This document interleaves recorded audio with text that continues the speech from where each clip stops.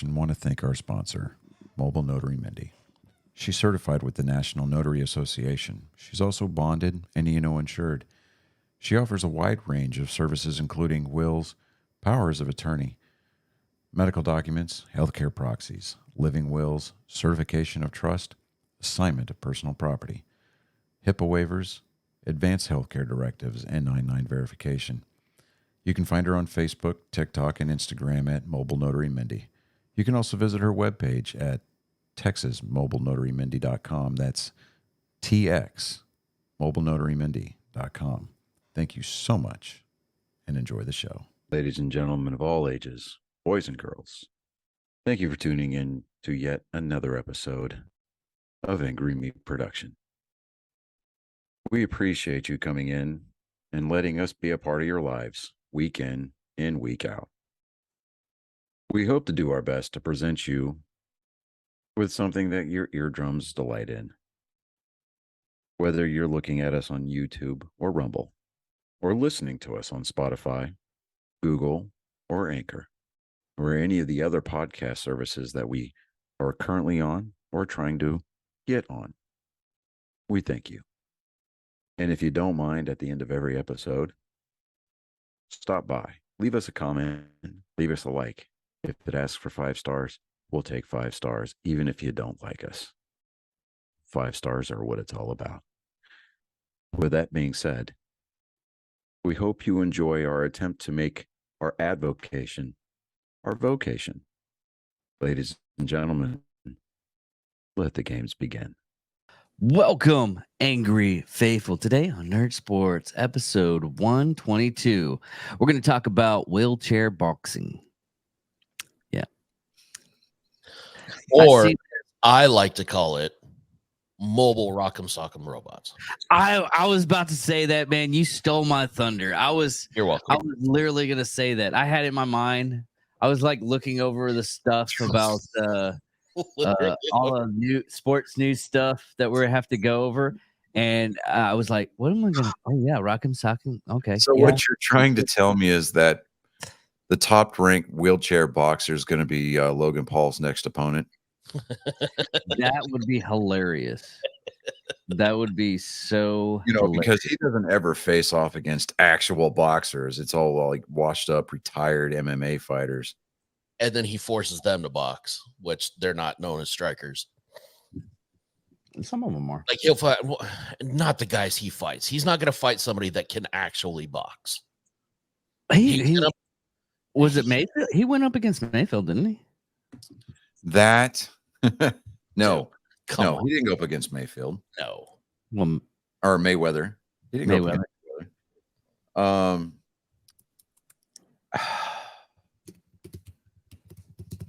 If I remember right, there was like some kind of like rumor that he was going to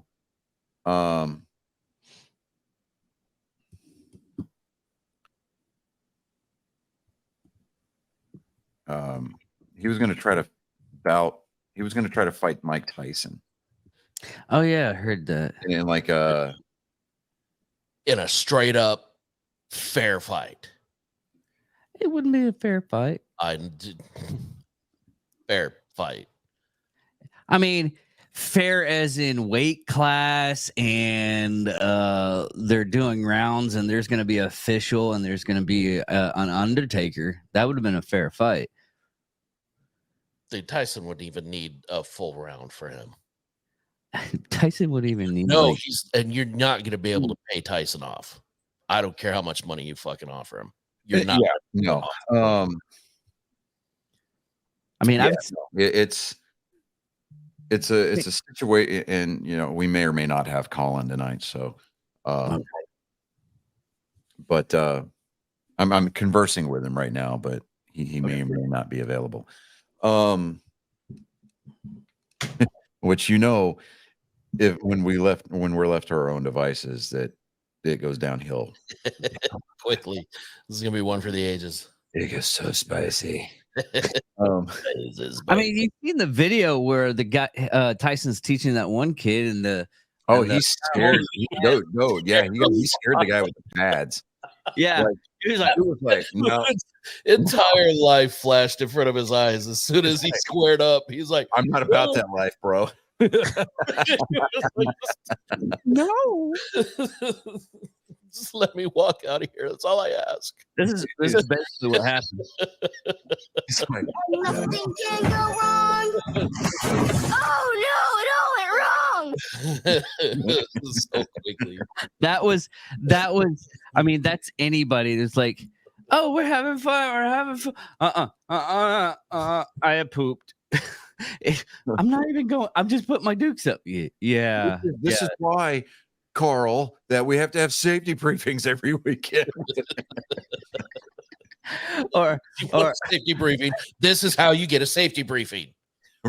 Right. I mean, look at Steve. Steve-O. Phrasing, is phrasing still a thing? I mean, look at Steve-O. All he did was run into his fist, Mm-hmm. and he got fucking a concussion. What's the name of a He punch? didn't even use any power. He basically, I was like, yeah, I'll just put my hand out there if you want to. I mean, I'm not gonna, give you the full. Okay, there we go. He's knocked out. I mean, he was already kind of soft in the head, anyways. Yeah. Yeah. I would love nothing more than to see Logan Paul get absolutely knocked on his ass. Yes. And I didn't catch all of it, but Dana White put out a TikTok this weekend. Apparently, he's put out the offer several times to Logan Paul or Jake Paul, and neither one of them have responded. No, hell no. Because He's neither like, of them they're not going to fight an MMA fighter because they Step know back. they're going to lose. Step in the octagon. Yeah. I mean, They know they're going to lose. your professional boxing record still going to be intact. This is an MMA record. Yeah. I mean, It's just- I personally, I think that he's afraid to get in there without any padding, other than the like 3-ounce gloves that they throw. yeah. Oh, He knows. Because I mean, whoever he's going to fight, the first thing they're going to do is take it to the ground. oh yeah. And they're worthless on the ground. They don't know what they're doing, and they're going to be made to look a fool. Yeah, you're going to get the cowboy to come out of retirement. And the first thing he's going to do is launch across the ring with a flying Superman punch. Dude, it was a Cowboy Cerrone. Oh, I would sell everything I have to be able to afford a ticket to go watch that. I would absolutely be Right. Are you kidding me? I would personally write Dana White an email, care of this show, asking for a for press passes, just so that way the common man, the amateur podcaster can get their take on it. Oh yes. Can you imagine Dana White? He's like, all right, I will fly you guys out here, but you're gonna have to go to this airport, blah blah blah. Okay. Like, you two are better getting your ass in a car. Okay. Because out by Hobby Airport, out down here in Houston, there's they got a bunch of charter services out there, right? Including one that a bunch of NBA players fly out of. And I'm not kidding you. It's called Million Air. Oh, awesome. And I'm like, wow. And That's how I would name. Then they've got some of them like good planes, like the I mean, all the planes are expensive, but we're talking like top tier planes. And they keep them in a hangar. And I'm like, whew. Oh yeah. We went to go pick my daughter up from Hobby Airport months ago. Dude, we were behind a McLaren, and a McLaren pulled in. Like onto the airstrip? Yeah. Oh.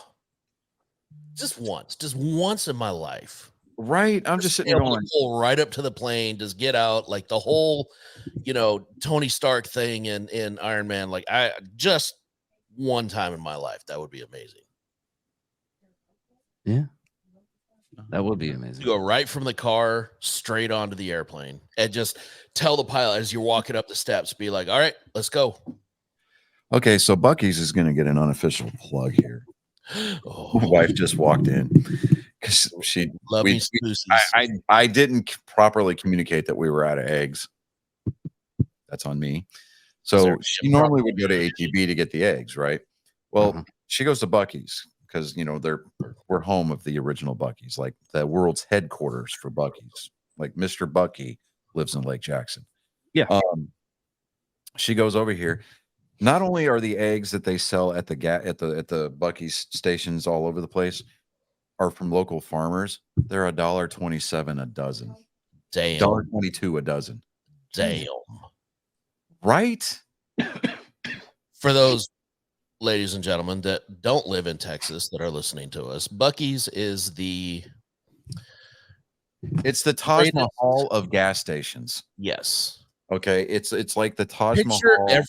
every like Wawa's and Tim Hortons, every best gas station that you've ever been to anywhere in your travel. Yeah, anywhere that you've ever traveled, whether it be Little America, Wawa's, Tim Hortons, whatever. Then you throw in the cleanest bathrooms in the industry. Anywhere. And not you put it in the building this or any other small industry. Walmart.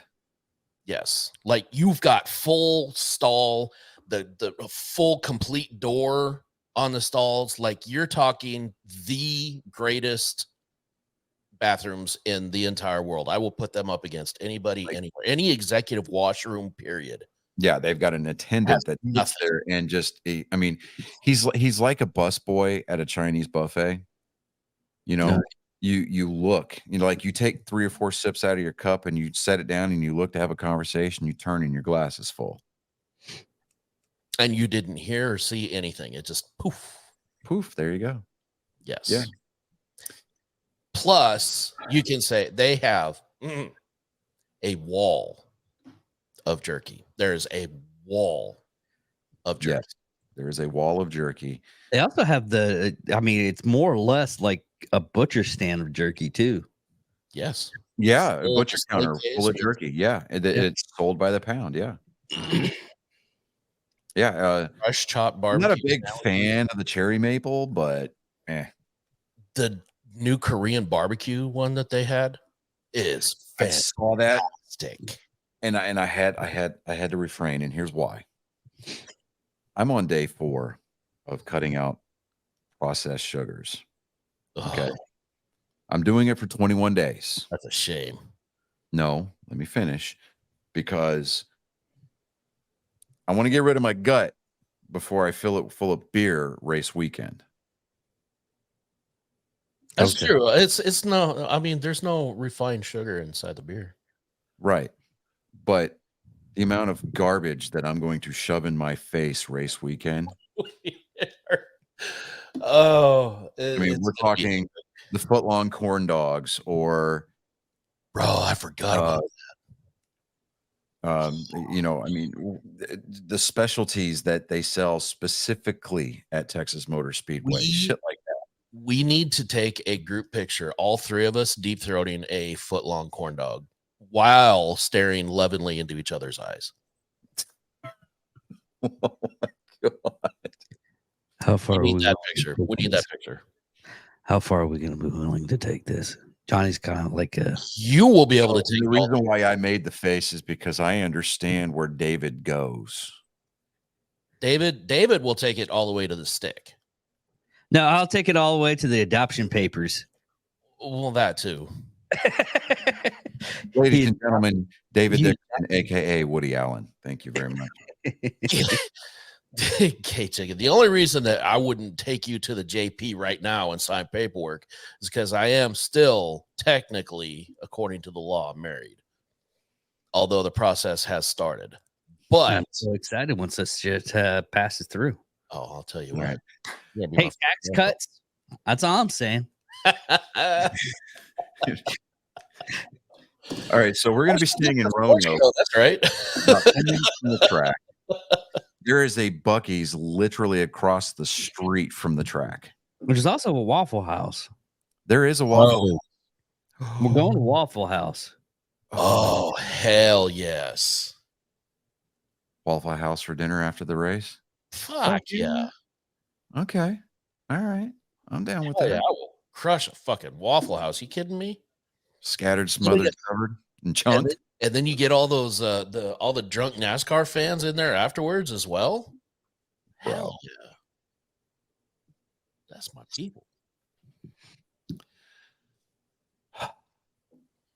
So It's a good time. breakfast that morning on the camp stove, I'm thinking scrambled eggs, 2 pounds of bacon, and some tortillas. No, pita Yeah, pot. get some baked beans for Chris. He can't do eggs. Yeah, just anything. Are you allergic to eggs? I am allergic to eggs. Fuck. I found this out. I found this out when I was Breakfast sitting there. fucking I was telling you. getting this breakfast. I was like, "Hey, you want to go get some breakfast brews?" I was like, "Well, make sure it doesn't have eggs." And I was like, "What? Oh, fuck." Yeah, my go-to breakfast taco is bean and cheese with country sausage, which is amazing, by the way, or with bacon. Okay. So I'll get you some refried beans. That'll work. We'll spike it with some Cholula sauce. Chop up a little bit of green onion and mix it all in there. Throw you some bacon slice. There you go.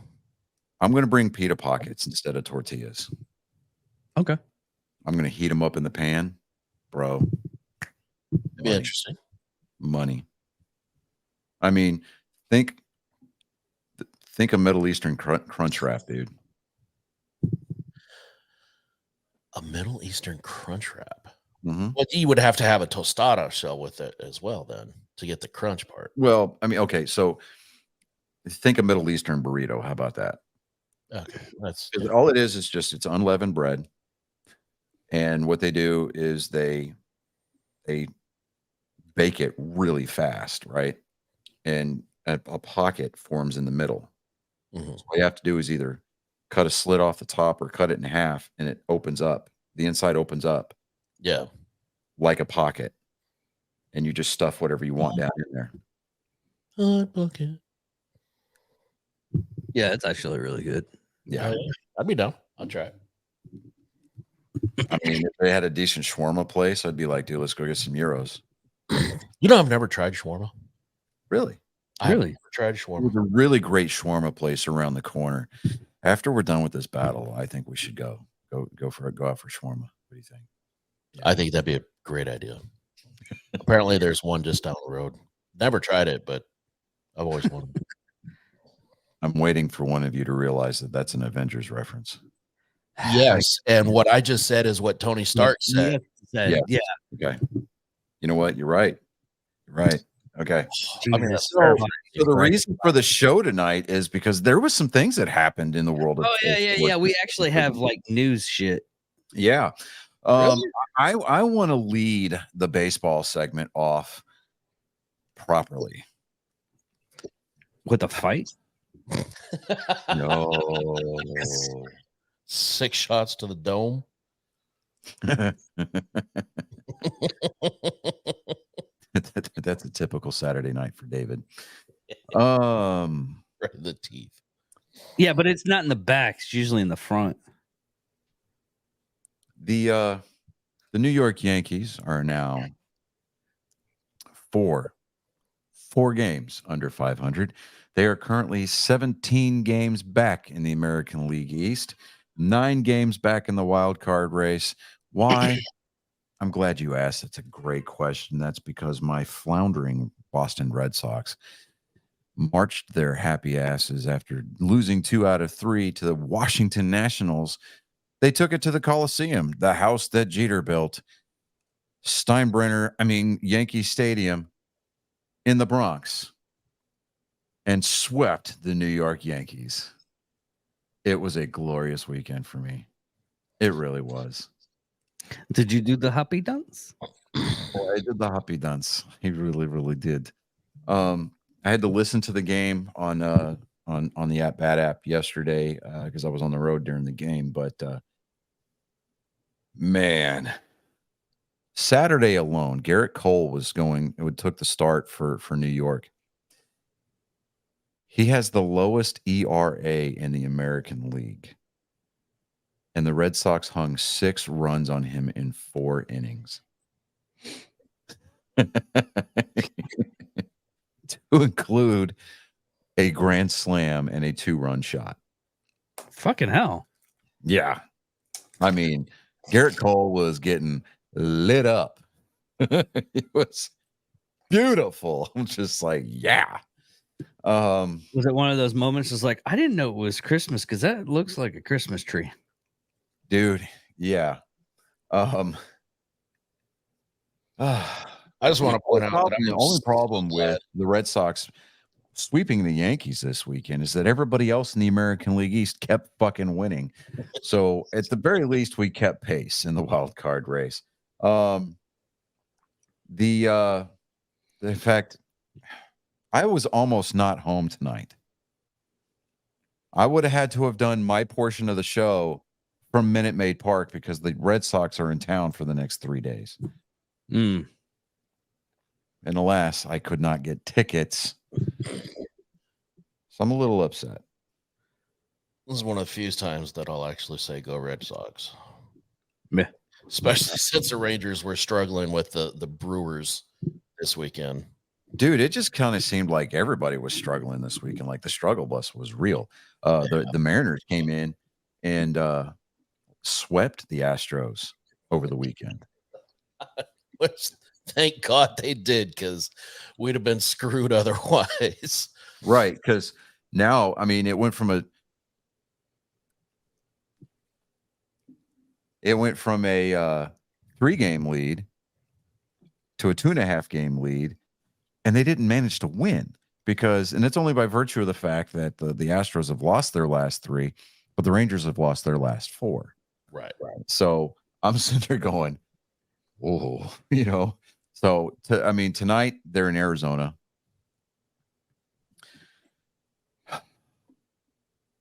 Pisses me off because the game starts in 30 minutes. Actually 20 minutes. And I can't fucking go. Like, I'm so irritated. Like, beyond. They're right there. Don't they have We're down the fucking road? Right there. Don't they have like a screen on the outside of it? No. What do you think this is? Jerry World? Come on, man. I mean, it's not the same as being there, though. Yeah. I mean, yeah, Taylor Swift, she has these concerts in these open roof stadiums that are just plopped right down in the middle of all these high-rise condominiums. And so there's literally like hundreds of people that are getting to watch her show for free, but you know, she doesn't want to close the roof, but it's not the same as being there. Right. Speaking of Taylor Swift concerts, Tom Brady took his daughters to a Taylor Swift concert last week, and he had the dad face. I mean, he had the dad face because he had his TB12 hat on, right? And he's in there just a plain white t-shirt and some khaki shorts. And dude, he had this look on his face like, yep. I've never related to that man more in my entire life. Right? For once, I feel as though I have a golden penis. That he is one of us. Right?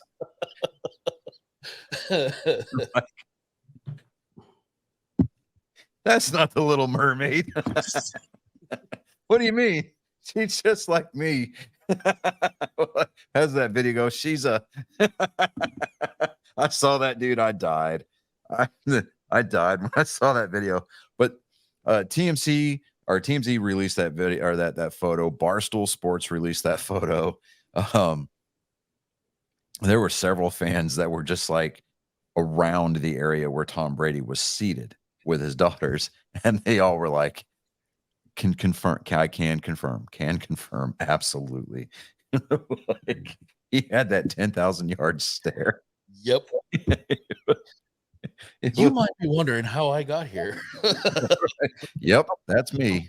I bet you're wondering how I got here. It's like, wow.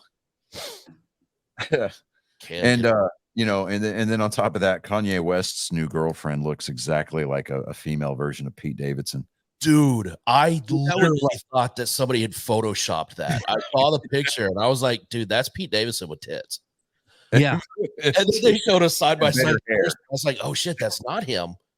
I was like, I honestly thought that it was a Photoshop picture at first. I thought it was like, huh, when did Pete Davis get tits? Oh wait. What? Those Taco Bell commercials must not have paid out. Oh man. Yeah, that's rough. Yeah. So we went over the story last week about Wander Franco and being put on the MLB restricted list. Yeah. Because the Dominican Attorney General's office was investigating claims that connected him with a 14-year-old minor. I think it was Thursday or Friday on Twitter. There was a bunch of tweets that were put out by a bunch of verified sources that parties closely associated to Wander Franco have been quoted as saying it is highly unlikely that Wander Franco will ever play Major League Baseball again. Oh shit. So he's out. Yeah. Because I don't think it's one of those situations where the photos were photoshopped. There is actual photographic proof out there. It has since been pulled down off the internet, but the Dominican authorities are in possession of several photos that show or allegedly show Wander Franco kissing this 14-year-old.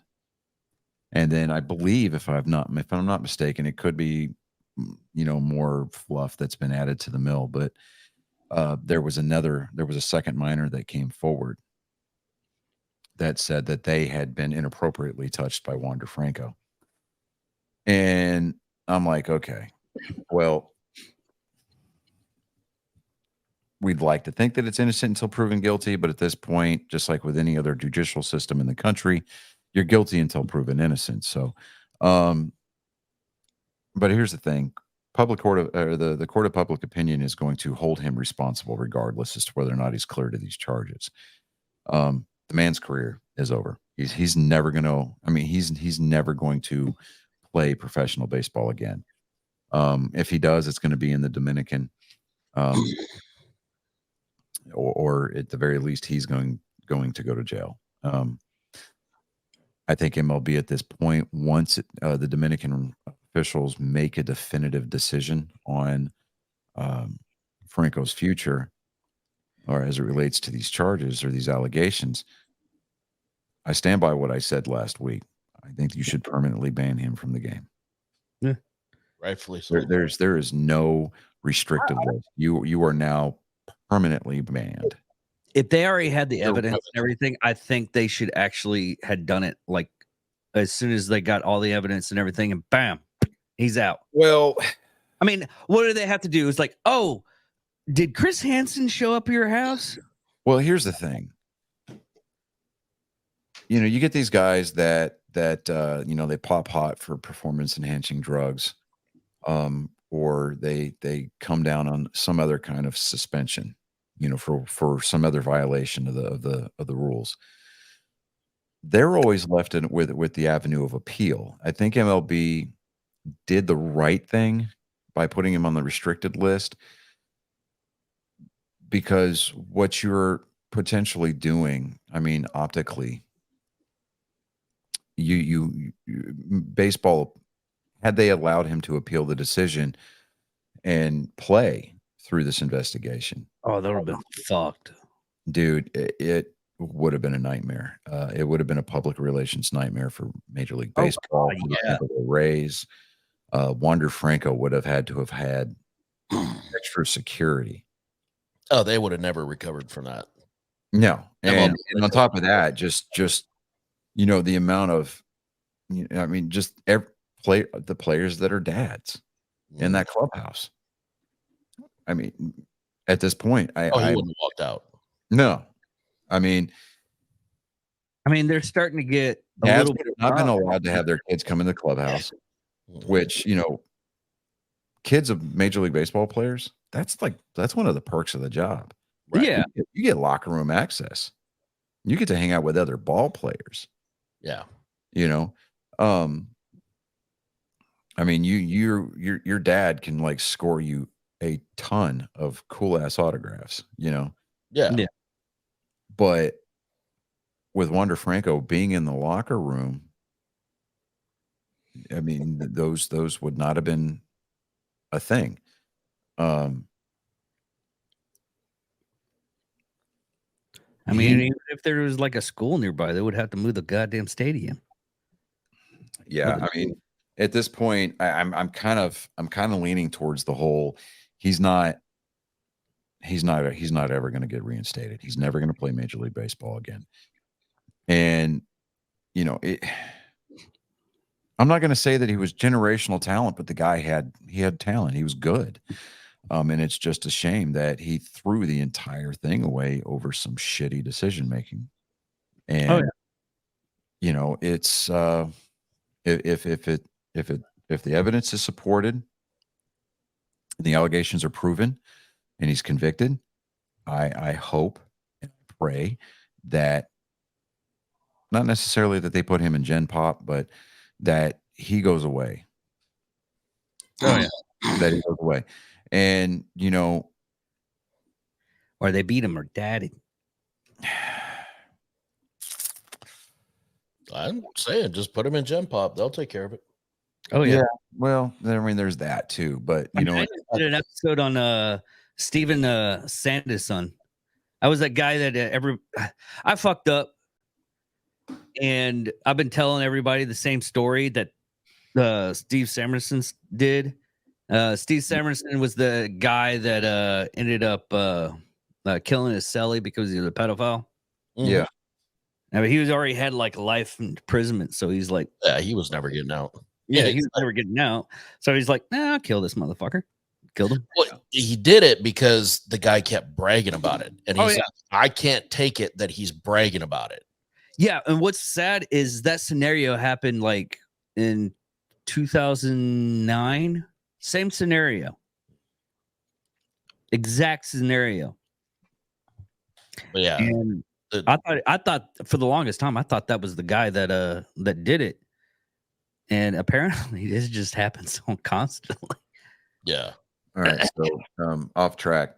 22 minutes ago, this was released. The Yankees are expected to promote outfielder Everson Pereira and infielder Oswald Peraza from AAA Scranton Wilkes-Barre. Source told MLB.com's Brian Hawk on Monday. Both players are expected to be in uniform Tuesday night for Tuesday night series opener against the Nationals. The club has not yet confirmed the moves. Let's see here. Pereira was the number 80 prospect and the Yankees number 3 prospect in their pipeline. Peraza was the number 2 for New York. He wasn't even in the top 100 for MLB, but let me see here. Corresponding moves have not yet been have yet to be announced. So basically, by promoting these two, they're going to have to send somebody. They're going to have to send 2 people down, or designate them for assignment.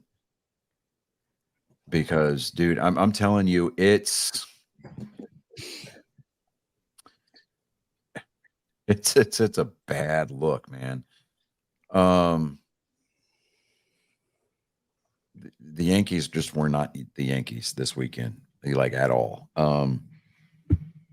I mean, you expect Giancarlo Stanton to go up there and just swing, but he looked stupid this weekend.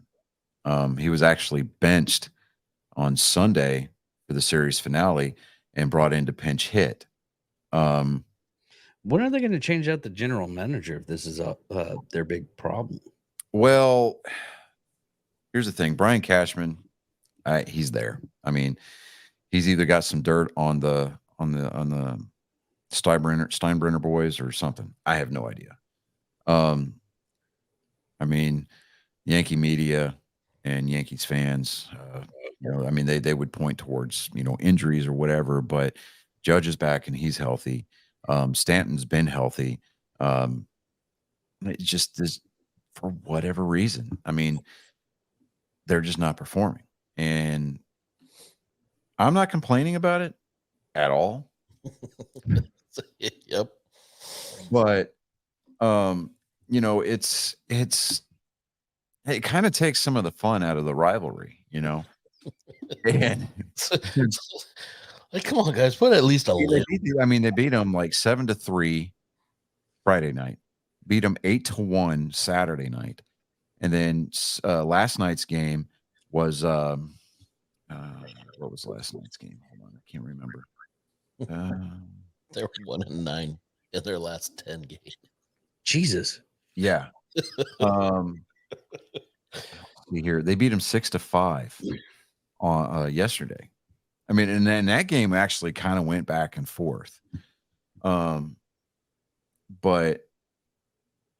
and there was a lot of fireworks in that game. I mean, there was no bench clearing brawls or anything like that. I mean, it wasn't Seattle, Houston, but it was, like there was okay.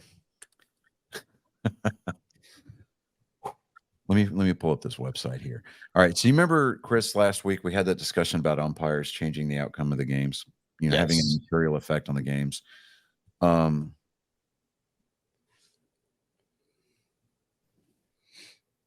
right. So there's a website out there. It's umps or umpscorecards.com.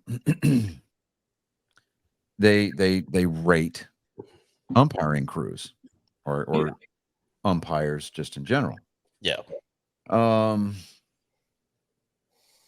Yesterday, Junior Valentine was the home plate umpire for the Yankees Red Sox game.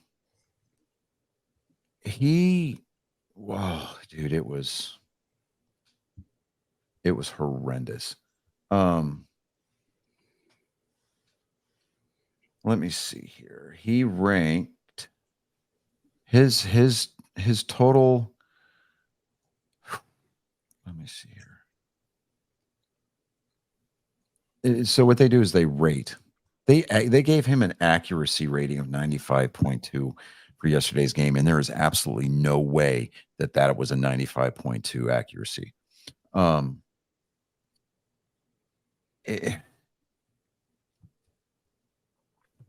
The announcers for both radio and television for both the Yankees and the Red Sox were absolutely just on this guy. Alex Cora got ejected from the game yesterday because of this guy. I mean, it just atrocious. I mean, he missed a middle pitch and called it a ball. Straight down the pipe. Split the plate on two different axes, and he missed the call. See, Angel Hernandez protege? I mean, I would think so because, dude, it was bad yesterday, and he was having a material. He was absolutely having a material effect on the outcome of the game. And it was just, yeah. Speaking of Angel Hernandez, there was a video I saw. Was it this past weekend? I want to say it was a game he called. Actually, I think yesterday. 22 missed calls that he had, and he was calling strikes where that was so far out of the zone that you couldn't have reached it if you took 3 steps out and then swung, and he was calling a strike on it. Jesus. Yeah. It was 22 missed calls that he had. Can't they make a list? They have to make a list so they can get this guy fired. and canned. The unions, man, their union will not allow it. And ump scorecards, they have Angel Hernandez because he called a game on the 16th of this month, just last week. That's probably the one I was thinking about. I'm sorry. They gave him a 92.1% rating. There's no way. Yeah, I mean, absolutely No not. way. I mean, to be completely and totally fair, Will Fleming, he helps do the color commentary, play by play with Joe Castiglione on the WEEI broadcast for the Boston calls, right? Yeah. He cited this website yesterday. He says he references this website regularly when he's talking about the accuracy of home plate umpires. And he said that if they give him a good grade, he will never reference that website again. Oh, If they give Angel Hernandez? No, if they gave Junior Valentine Oh, yeah. a good rating. And they gave him a 95 for yesterday. And I'm like, there's absolutely no way that he had a 95% accuracy rating for that game yesterday because he was missing pitches that were a good 6 to 7 inches outside the strike zone. Yeah. And then on top of that, he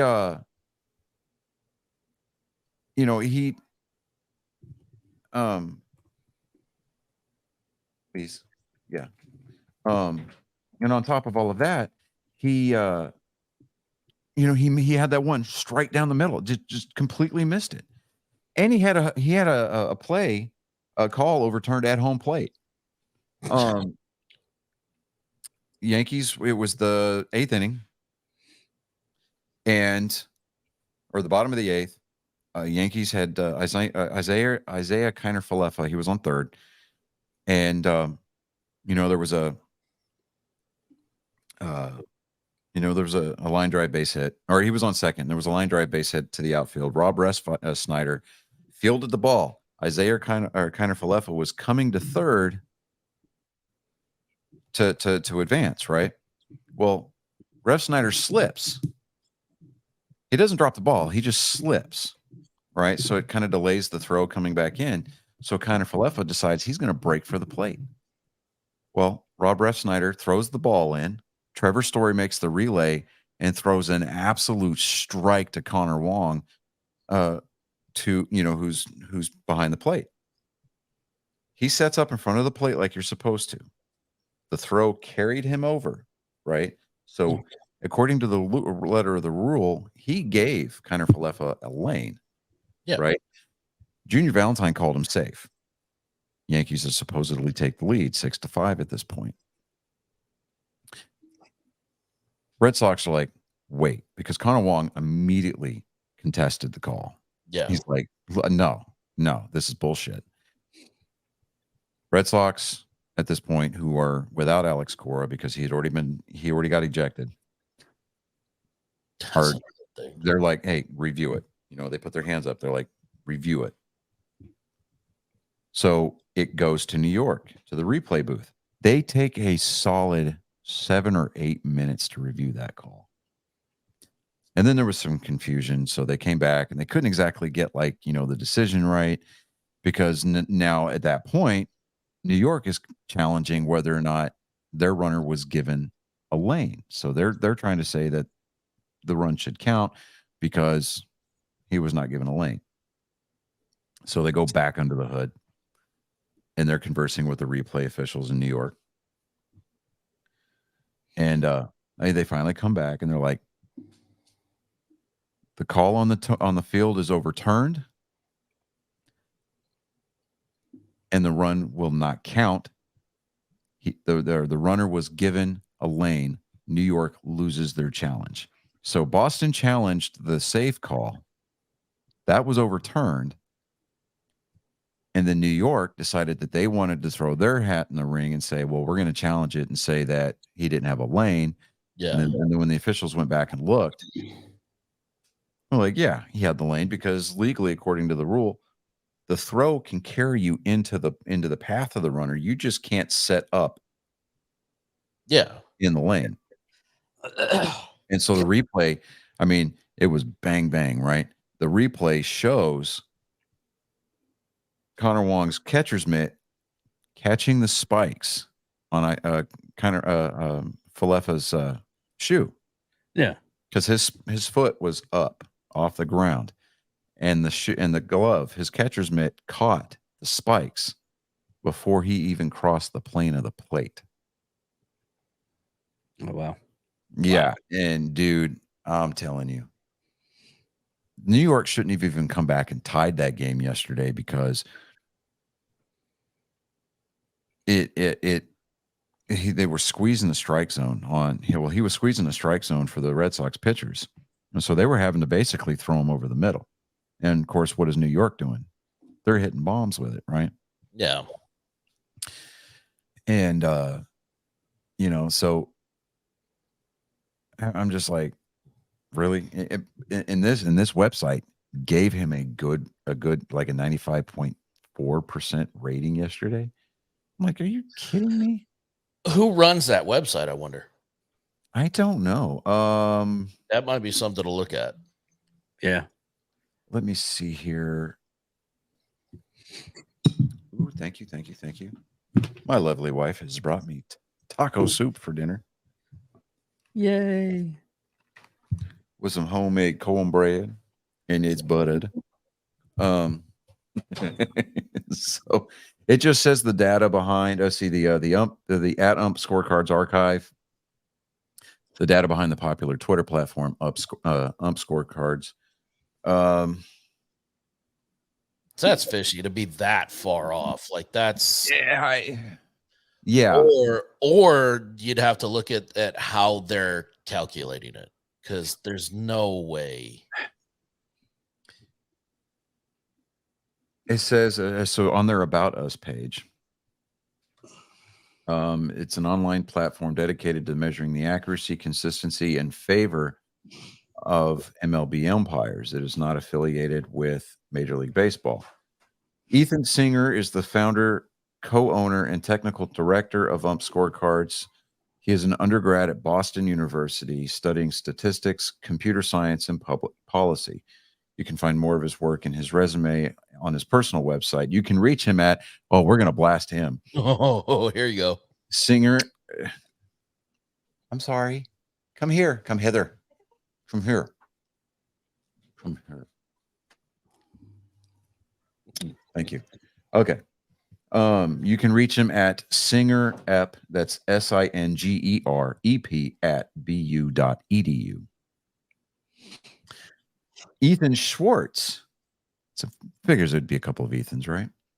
Ethan Schwartz is the co-owner and business director of Ump Scorecards. He's an undergrad at the University of Pennsylvania studying mechanical engineering. You can reach him at Ethan K. Schwartz at gmail.com.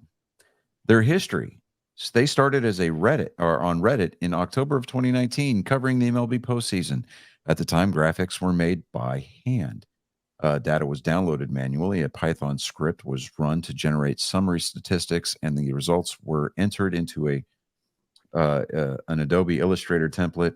These early graphics emphasize the frequency of incorrect calls and not much else. And then it shows what their first. I still wonder where they're pulling their numbers from, though. Yeah, I have no idea. What's not pulling the numbers, more or less how they judge the stuff and what kind of point scheme they have for that kind of thing. Because it just, if you have that many, I mean, look at the stuff that's on my USAA insurance little point thing for my car. The only thing they judge is harsh braking and if I'm using hands-free, which I think is kind of ridiculous. But, it's understandable since, I'm on the road. Drop your phone, though. If you drop your phone, it's counted as a phone handling. Like I had, because I use USA and I use that app.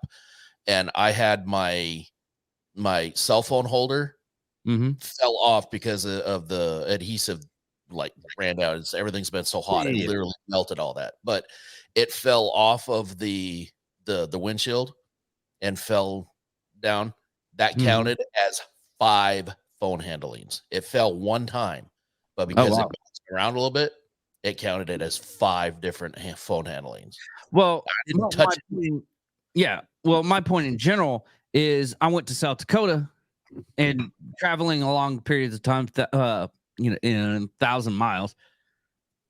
You go up there, you come back. I had a score of 100, and then I took that trip, and now my score's at 75. How is this It can be actually skewed. That's what I'm fucking saying. It can easily be skewed. That's why it's concerning to me that they're not being more forthright in their methods of collection.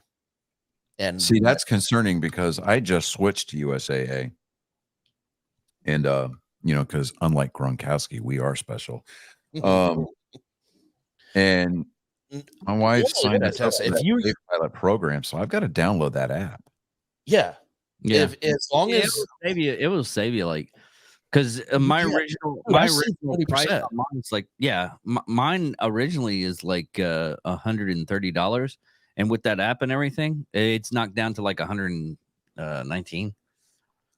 Yeah, you're gonna save money on it, and it's not that hard not to.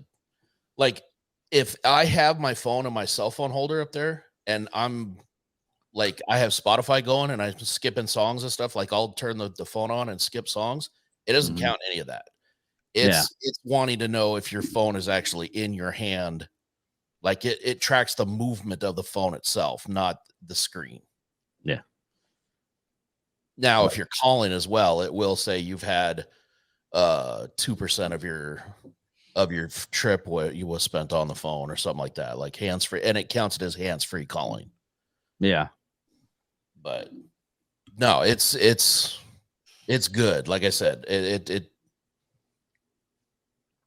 it's only an issue of it doesn't always take things into account. It's very black and white. Yeah. But my thing on that though is you could just smooth by saying that you were a passenger. And why can't you have this for the umpires? I mean, it's black and white. Fucked up. And like you have the robotic system in place that can actually keep track of that. I don't think that they're using that. Like you have a system in place that could objectively say, yes, they missed this call. No, they get this right. There's a system in place for those numbers that he's quoting. They are not using that system. They can't be using that system. And if they're not using that system, what system are they using to say what is and isn't correct? Yeah, I guess you're right on that. Because I'm looking on right while you guys are talking. Let's see here. I'm trying to find out where MLB gets their ratings. Yeah. Or what do you think the point scale on that is? Like they only get like well, I mean, because everybody starts so it's based on percentages, right? So it's I understand that. All right, so what they do is the number of games you call up to that point. It's so they figure it almost like a batting average, right? Because it constantly updates itself. So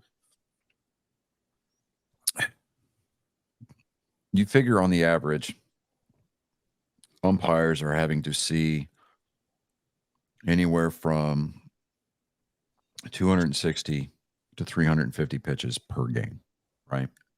Mm-hmm. And that's if they're burning through their bullpens, right? So what they're looking at is the number. Okay, so that little graphic that you see on the screen, that little rectangle. Yeah.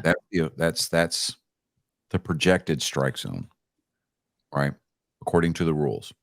It's from the top of from the hollow of the knee, which is just below the kneecap, to the letters, top of the letters on your jersey. Okay. Yeah.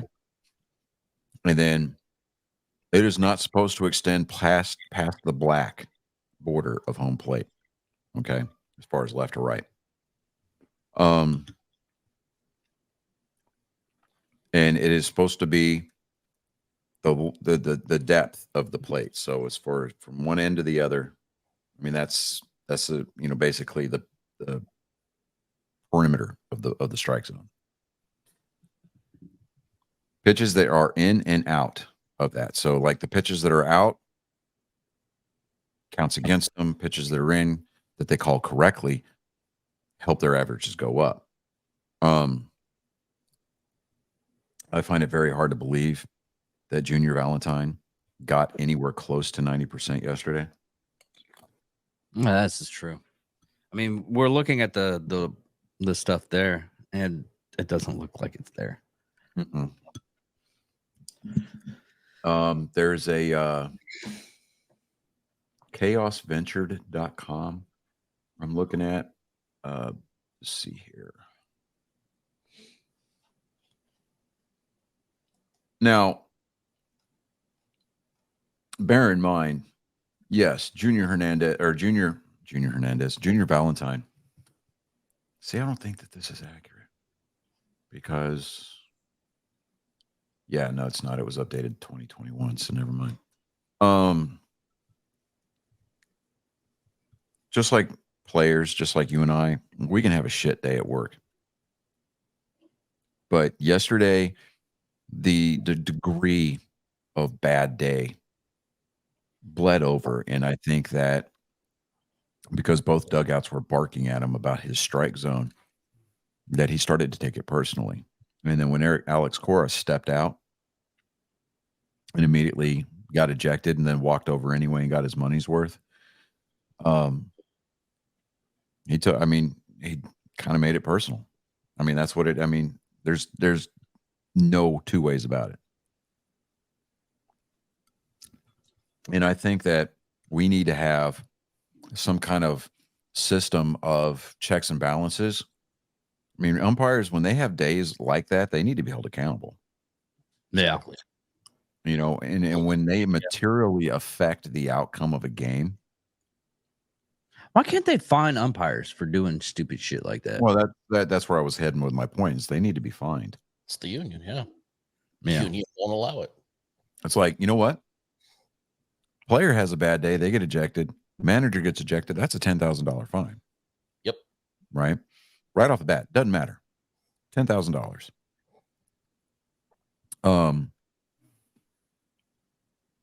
If you fight, it's however, whatever they feel is appropriate.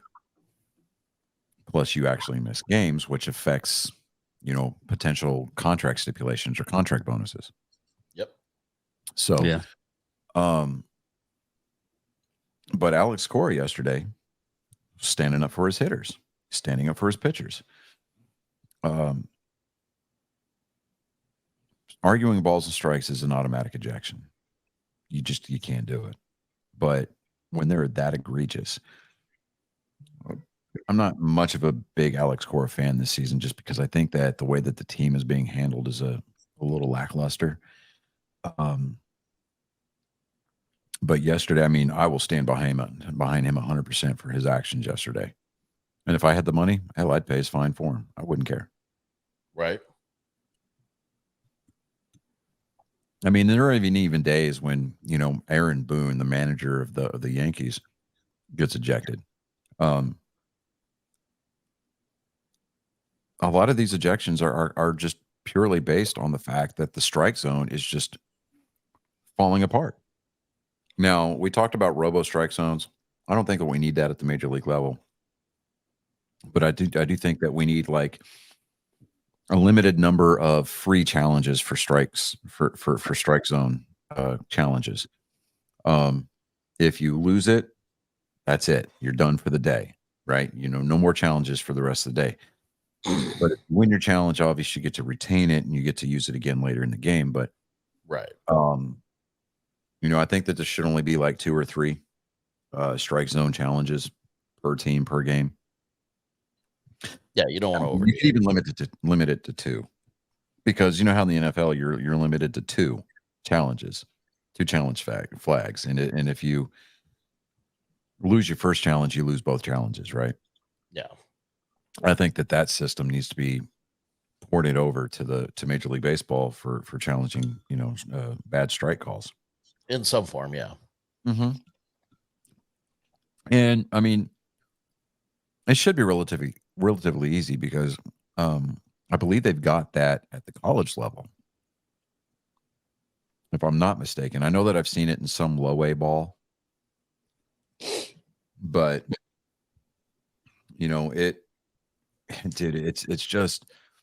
it's horrendous. The officiating this year. I mean, even going back a couple of years, you got your Joe Well, like West. that TikTok video I sent you, they're saying like it's not just the refs, it's a bunch of stuff that's happening in MLB this year. Yeah, Fights, the managers are having problems. It's like a shitstorm for this year. it really is.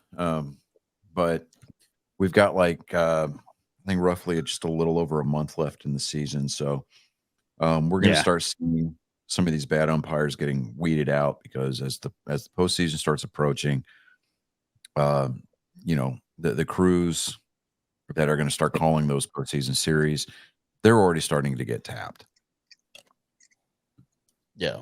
So, so let's kind of move on because we're already been at this for an hour. So, moving on to football. Here's one. I'm just gonna I'm gonna run over the scores real quick, and then we're gonna run over that Baker Mayfield story that you sent me. Okay. Well, I also have a one for the Patriots. I should bowling, but we'll get that one once you get to this. I was watching that game on the NFL app, and we'll go over that here in a little bit. There's still one game left to play, and that is tonight at 7:00. It's going to be the Ravens at the Commanders. That's going to be the Monday Night Football. I mean the Redskins, right? I'm calling them Redskins now. Yeah, the Redskins. The Browns and the Eagles played to a tie last Thursday. Really? 18-18, yeah. The Cleveland Browns tied the Philadelphia Eagles. Cry, Eagle fans, cry. Tears are so salty. Oh, man, they make your food taste so good. The New York Football Giants beat the Panthers 21-19. The Bengals and the Falcons played to a 13-13 tie. See, aren't you glad I squared you guys away whenever I was talking about the Lions and not the Bengals, because you were all on that Bengal bandwagon, on that Bengal train. Woo woo! And then it hit that roadblock because of 13-13 tie to the hot Atlanta Falcons. They still have a team? Wow. Yeah. Yeah, they didn't fold up shop. They don't just use the Mercedes-Benz Dome for college. Speaking of the national championship game, it's going to be at the NRG this year. Where's that? It's the football stadium next to the Astrodome here in Houston, Texas, David.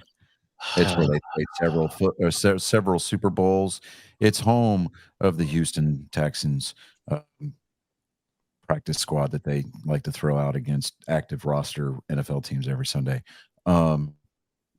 It's also where they had the NCAA men's Final Four last season. Okay. Yeah. Any of that ringing a bell? Featured in that travesty of a movie, 80 for Brady. So here I propose Modern Art Master. Okay. I propose this, gentlemen. Let us see what we can do to attend the college football national championship game in person. We'll work on it. I don't care who's playing. Possible. I just say that we put out the feelers, we start probing, and we start seeing what we got to do in order to make that a reality. Because that's going to be in like December or January. January. Mm-hmm. That's still going to be tough because I got to pick up more January on 20th or 24th, if I'm not mistaken.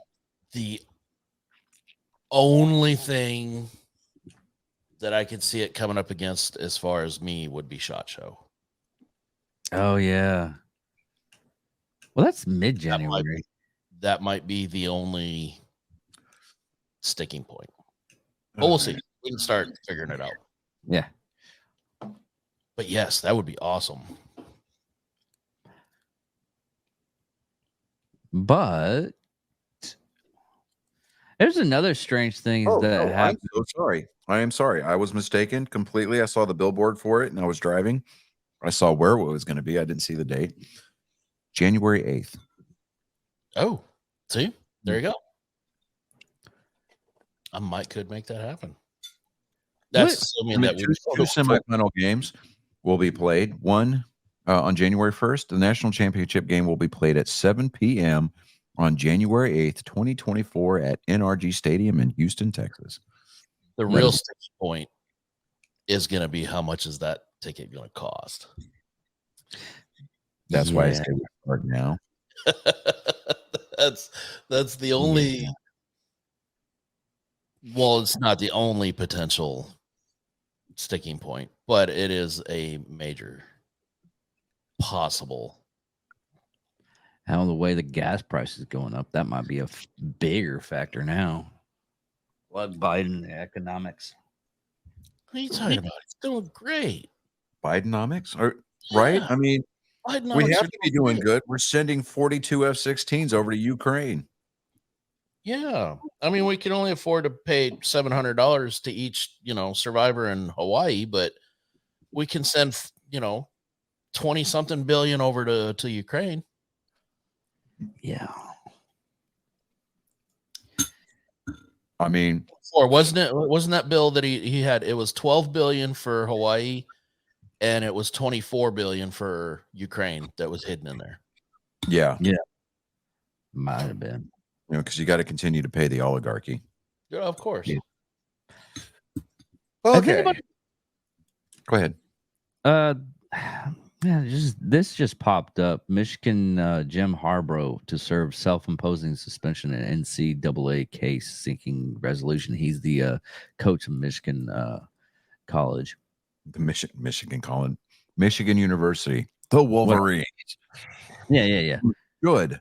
Apparently he did have beaten Ohio State. That's all I'm saying. Or no. Well, they're talking about suspension and everything. They played Georgia in the semifinal last year. He's doing it's a level 1 violation. Yeah, apparently he lied on some stuff. I don't know. It's not giving me full information on here. Did not need investigators.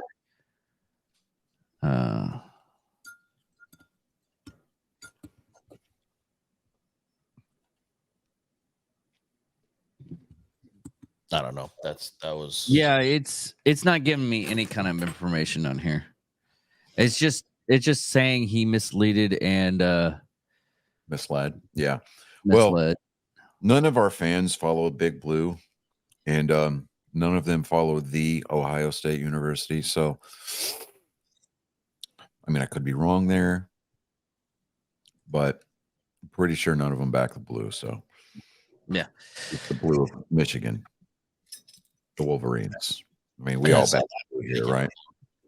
Yeah. All right. So yeah, David sent me a link. Let me jump into that article real quick. And yeah, we're going to run a little bit long this week, folks, just because we're not going to have a joke time with Joke Time with Colin segment this week. It's a school night. He's staying with his grandparents. Not my parents, but hers. And yeah, so we're gonna pass on that, but fear not, because the moral questionability of this show will remain intact. You just wait. Yeah, I don't want to hear. Did you know what kind of jokes he tells on their internets? No, it's a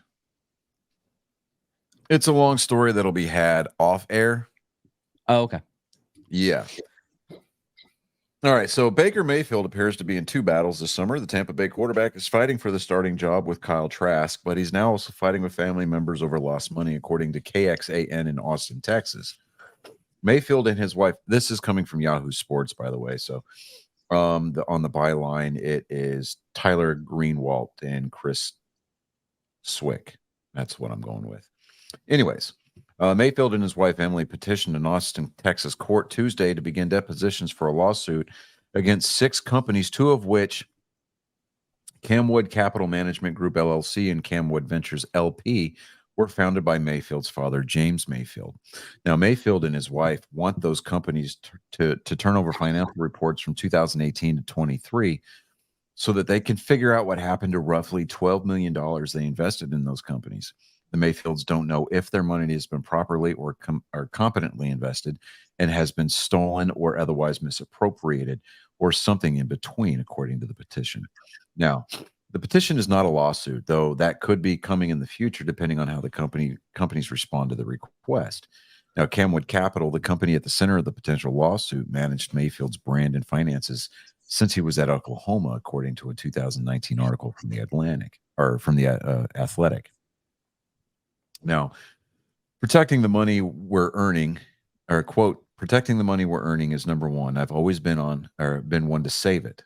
Mayfield said in the article. For me, it's protecting the money by surrounding yourself with good people. Now, Mayfield is asking for financial records starting in 2018, the year that he was drafted by the Cleveland Browns with the first pick of the NFL draft. Now, Mayfield signed a 4-year, $32 million deal with the Browns before his rookie season. Mayfield was traded to the Carolina Panthers in 2022 after a shoulder injury limited his production in 2021. He played 7 games with the Panthers before getting released. Mayfield signed then with the Rams, where he started 4 games down the stretch. If you remember correctly, he went in there not even knowing what the playbook was, and on his first time touching the field in a Rams uniform, took him down there for a tutty. It was impressive. Yeah. So, but Mayfield opted to sign with the Buccaneers after hitting free agency. He's locked into a competition with trash, backed up Tom Brady the past 2 seasons. That competition is nearing its conclusion. I don't blame the guy. I really don't. Kind of sounds like what happened with Dan Cook. Yeah, Dan Cook, also the whole Britney Spears thing. I'm not saying that it went as far as a conservatorship, and you're definitely not going to see Baker Mayfield dancing around in his underwear on Instagram. But yeah, I think this is a situation where the money was just too much for Dad to ignore. Instead of doing the right thing, doing the moral thing, and doing the thing that you were contracted to do by your son, who is helping you to afford the lifestyle that you're becoming accustomed to, he decided that he wanted to go down to Taco Bell late at night, get himself a Baja Blast and a chalupa, and decided to take $12 million over the course of a few years. Only thing is that kind of like the guys from Office Space, he forgot to move the decimal point. Wow. That was. You like how I eventually got to that point? That was pretty good, right? That was a decent reference. Decimal point. But yeah, if the financial records show, and I mean, obviously they're going to have their lawyers, they're going to have a CPA, they're going to have some kind of like forensic accountant take a look at those books, because you can tell if numbers have been moved around and everything like that. Because when we're talking about financial records, we're talking from buying office supplies all the way down to transactions for, investments. Yeah. So everything that came in has to be accounted for, not only what's present in the accounts, but what was spent and what it was spent on. And I mean, they're going to have to provide receipts. They're going to have to provide transaction records. It's going to potentially be a little messy. And if it's proven that his dad took $12 million, I mean, that's a shame. That is shameful. I mean, do I think Baker Mayfield will get that $12 million back eventually? Probably not. It would take at this point, it's about the principle. Me, I don't think that I could throw my dad in jail for $12 million, but I can guarantee you that it would definitely cause a permanent rift. over $12 million. Because, I mean, it's we're not talking about, okay, we've established that you're a whore now. We're just negotiating price. Yeah. I mean, you were entrusted with a large sum of money. You know, if it was a question of his dad needing to make ends meet because he made some bad betting decisions, then, you know, hey, come clean about it. You know, don't try to cover it up and take $12 million of your son's money, especially when your son's not that good. I mean, he's a starting quarterback. He has the skill set to be a starting quarterback in the NFL. Is he a top tier? Is he an elite? No, he's not an elite, but he's a starting quarterback. And there's only 32 people in the world that can say that. Yeah. You know, on any given weekend. But you know, I really hope that the money is found. But if it's found that it was spent improperly, or that it was stolen, absolutely. I think that just like with Wander Franco, I think legal ramifications need to come into play here. Because at the end of the day, man, I mean, as a parent, don't steal from your kid. Yeah. I mean, the three of us are dads, and we couldn't even I can't even fathom the level of betrayal that would come that would just be broadcast through the eyes of that of my child if they realized that I had stolen something from them. But like the amount of trust that would have been violated in one fell swoop to never be regained again, it's mind blowing. Yeah, you can never come back from that. I mean, yeah, I mean that's a bridge that not only doesn't get rebuilt, but the foundation is so unstable that you might as well just flood it out and turn it into a reservoir, because you're not going to be able to build on that ground again. Yeah. It's I mean, I can't even. I can't even. Speaking of parents and parental rights and things of that nature, Michael Orr from the Blind Side story. This guy hasn't been working in the NFL since 2018, because he can't pass a physical. And now all of a sudden, here it is, the year of our Lord 2023. He wants to sue the Toy family, saying, I didn't make a dime off of that money. And they lied. Well, no, they didn't actually lie. True. Because if you go back and watch the movie, they didn't actually adopt him because he was too old. The whole Sandra Bullock exchange thing. They entered him into a conservatorship because he was already, I think he was either 17 or 18 at the time. I think it was 17. Yeah, 17. So he was entered into a conservatorship. They didn't steal money from him. In fact, Mr. Toy came forward and was like, you know what, we're just going to end the conservatorship because obviously he wants to cut ties. You know, the reason why they had the conservatorship on him in the first place is to help him manage that kind of money, because when he got drafted and went to go play for the Ravens, and then he played for a couple of other teams, I forget which ones, but he obviously didn't spend his money well. No. Because here it is, 2023, the man's broke, and he's trying to get his last hurrah 15 minutes by suing the family that kept him from, you know, living in the ghettos of Memphis. Right. And then the cancel culture that never ceases to amaze started screaming that Sandra Bullock should have to return her Emmy for portraying Mrs. Toy. Actually, she won an Oscar. I said Emmy. Okay, so Emmy, so Oscar. Whatever. Thank you, David. David corrected me. Holy shit, what happened there? This Emmys is are for TV. That's frightening. Emmys are for TV. The only thing that And AVN awards are for the videos that you watch. Yeah.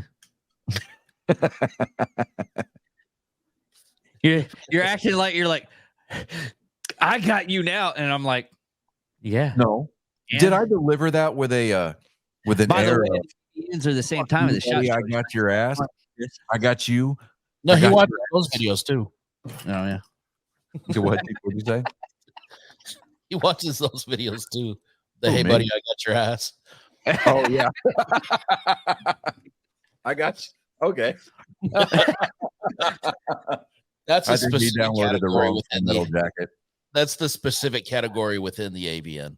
Yeah. Right. Yeah. David constantly downloads the wrong Full Metal Jacket. Private Pile. What the fuck is this? It's What a pop. the fuck is Yep. this? By the way, the shot show. It's a penis drill sergeant.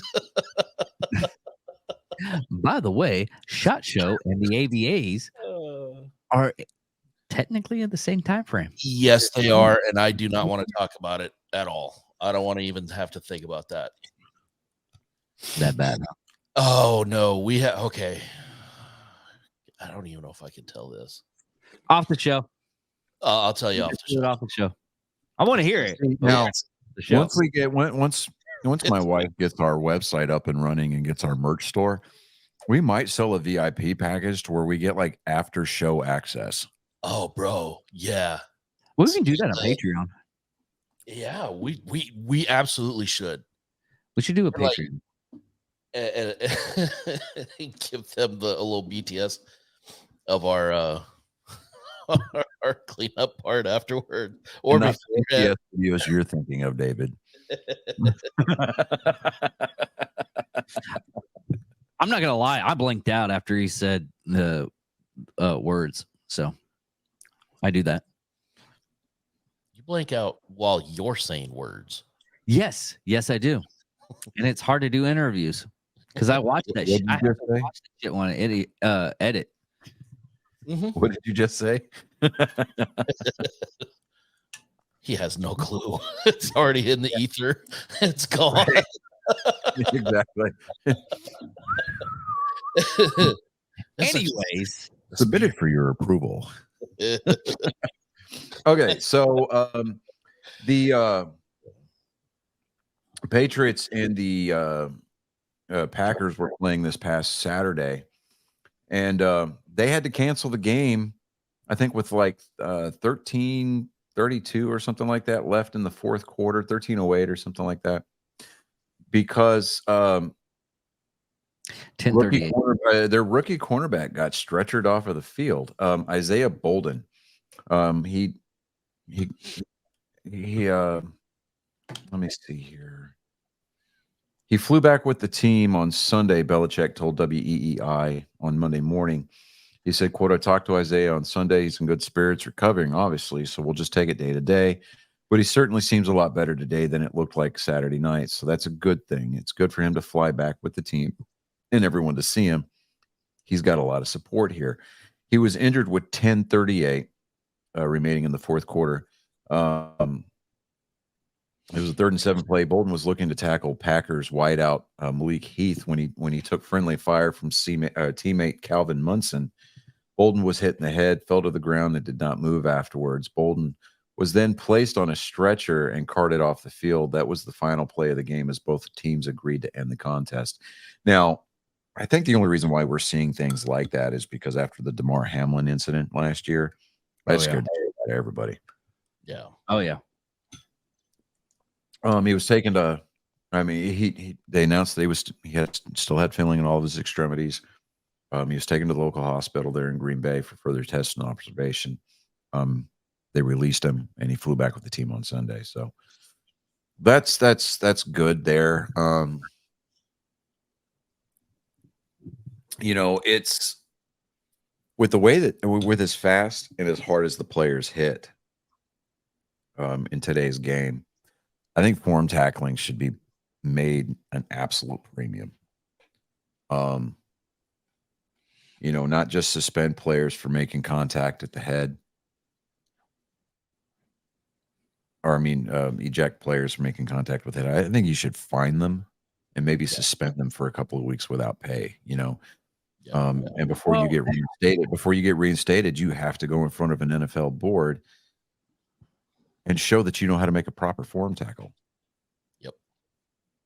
Because I mean, at the end of the day, that's the only thing that's going to make this thing go, make concussions, make paralyzing injuries drop significantly.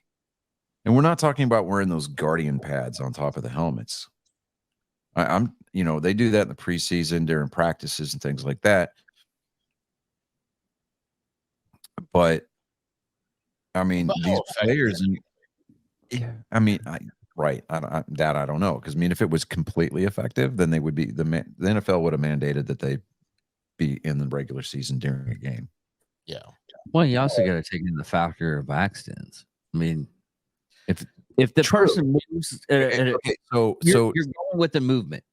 Mhm. I mean, whenever whenever I was training for tower stuff, when I was taking shots, they were always saying, always write in the report, aim for center mass.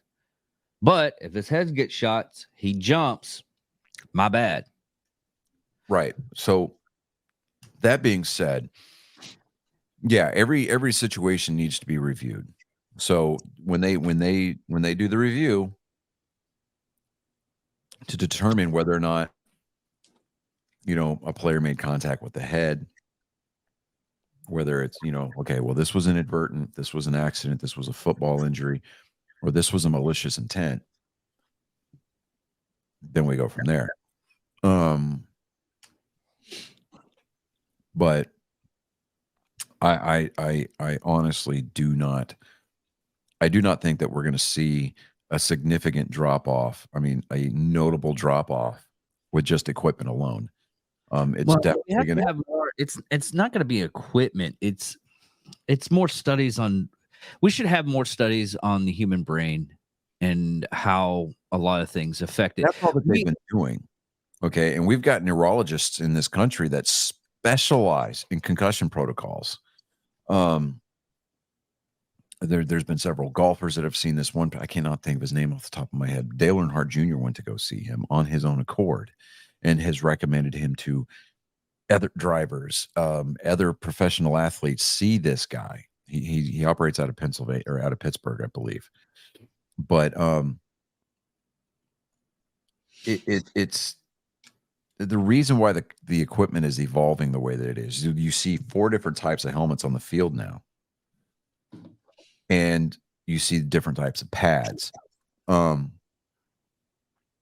It's because they're analyzing G-forces, they're analyzing impact, they're analyzing the amount of joules of energy that are transferred from one moving object to another in the name of trying to get these concussions down. But I think that you can only go so far with equipment. I think that it's down to the player and how the players are coached. Because even starting down at the peewee level, you've got coaches that are just out there teaching kids how to use their pads as weapons, just for the name of the big hit. Get out there and clean that kid's clock, knock him on his ass. Yeah, you're not wrong. They're chasing the highlight reel. Yeah, exactly. I mean, they're out there trying to get that top 10 best plays on SportsCenter. Yep, that's not what it's about. Yep. I mean, if your road to glory is paved through the welfare of another player and the longevity of their career in that sport, you need to find something else to do. Yep. Yeah, that was not in it for the right reasons. Yeah. Exactly. But that was another thing I was going to talk about is most of you could have like a concussion when you're like, I've seen kids starting out playing football when they're in like elementary. Yeah. And if you keep on doing that, a lot of people was like, oh, we got to start them young. I was like, no, you got to start them probably around. In my opinion, they should actually play football. They should go through the training. Like if you're going to play high school football, if you want your kid to, excel, start at high school football. And then they get that training and everything. Maybe if they have talent and whatnot, and they go actually on the field. But you gotta start stopping using these kids using the kids as I wish this is what I wish my life would have been. Mhm. Because that's what a lot of parents are doing. Yeah, parents cannot live vicariously through the athletic endeavors of their children. Exactly. That's all there is to it. Like, I I was sucked at baseball. I love the game of baseball, and I sucked at it all through school. Got cut from every team I tried out for in school. Colin, hands down, way better of a ball player than I ever was. Mhm. And I want him to continue playing it because he enjoys the game. Oh yeah. He loves playing the game. I'm out there. I had him bring his ball glove with him this weekend. I'm out there in the backyard throwing around a catch with him. And, we're back there, we're just zipping the ball back and forth with zero effort. And we're just carrying on a complete conversation while we're just taking in the sound of a ball popping a glove, Yep. And it took a lot of work. It took a lot of practice. It took a lot of effort. It took a lot of dedication, and it took a lot of hours for us to get to that point. As far as his accuracy is concerned. Phone keeps reminding me, the Houston Astros are hosting the Boston Red Sox, and the game's about to start. Shut up, phone. Shut the fuck up. I'm bitter. I'm fucking salty. And if you have any means necessary to transfer a ticket to the game tomorrow night or Wednesday night, by all means, make it happen. You can reach me at Johnny Skelton on Facebook, SocksDaddy77 on TikTok, or old NSF, or that's N November Foxtrot Sierra Grunt on Twitter. Please, by all means, send me to the ball game. Please. What time does the game start? In a minute, like 7. Dick. So if you meet me at my apartment tomorrow at 6:30, I'll be able to get you tickets. You live in San Antonio. Is that an excuse? That sounds like an excuse, Johnny. Do you want the tickets or not? Not if there's a black leather couch involved. Damn it, it works for David. I mean, It works for me for like you know how often it is that I get like even touched by anybody else? It's a long time. You can say, hey, I'm gonna get you a candy bar. I'm jumping in that van. So if it says free Red Sox tickets or free ammo on the side of that white van, you're never going to see me again. Free ammo? Fuck yeah. yeah. Free tacos, free ammo. Yeah, okay. Oh, I've started looking for an AR based magazine fed semi-automatic shotgun for the house. Nice. I still want a Mossberg. Gorgeous. I've seen Mossberg actually makes an AR based magazine fed shotgun. I just don't feel like paying like $600 for it. That's bare bones. Actually, a lot of the It comes with the barrel. It's I read about them this morning. The barrel has the M-LOK system on it, and there's a flat top for a red dot on the top. nice. Yeah, if you get it like all dolled up, yeah, you're talking $1,200 easy. Mm-hmm. Brunelli makes one that's about $1,200 bare bones. Yeah. But it also has a double stack magazine. Yeah. Oh, I've been dreaming about that one. Because I'm like, man, I've seen these 12 gauge, and there's they a also couple of companies out there. They've got a 12 gauge AR platform that is capable of handling 2.5 inch and 3 inch slugs.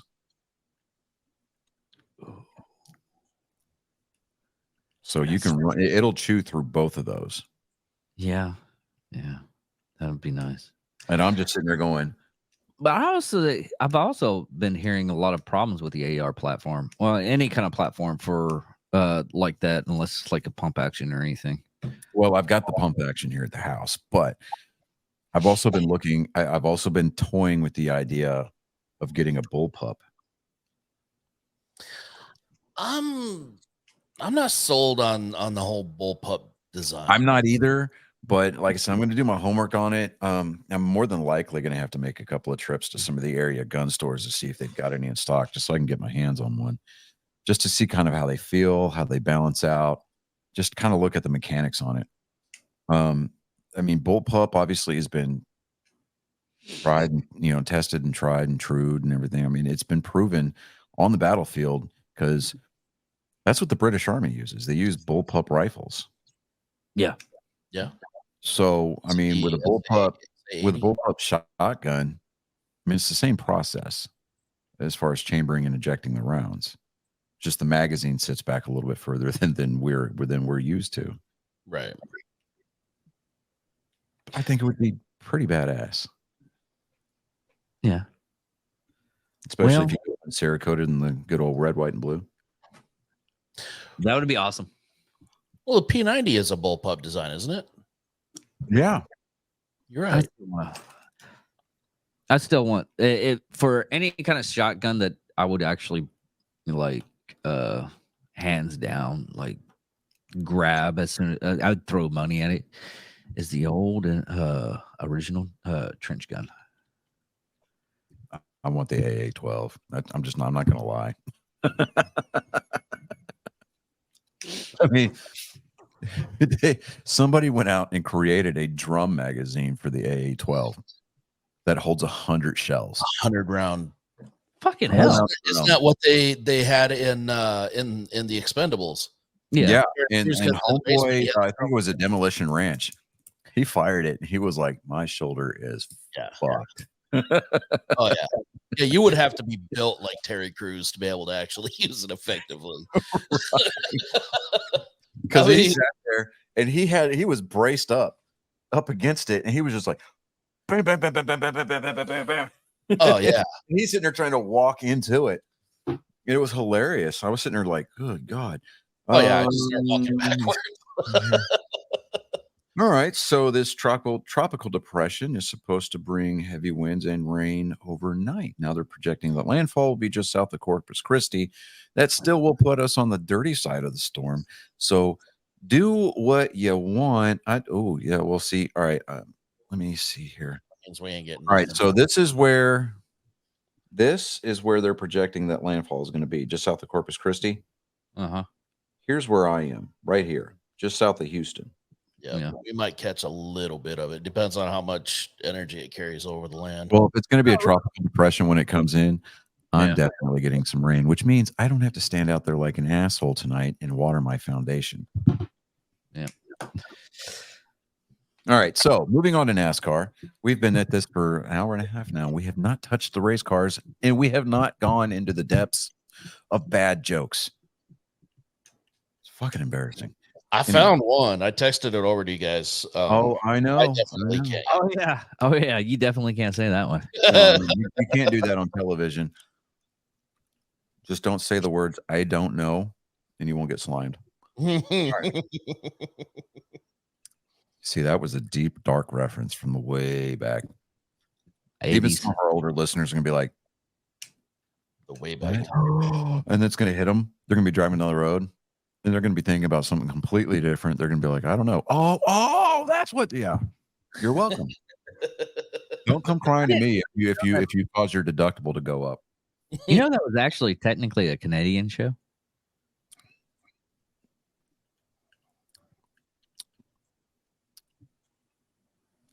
America, but yeah, fuck yeah. God.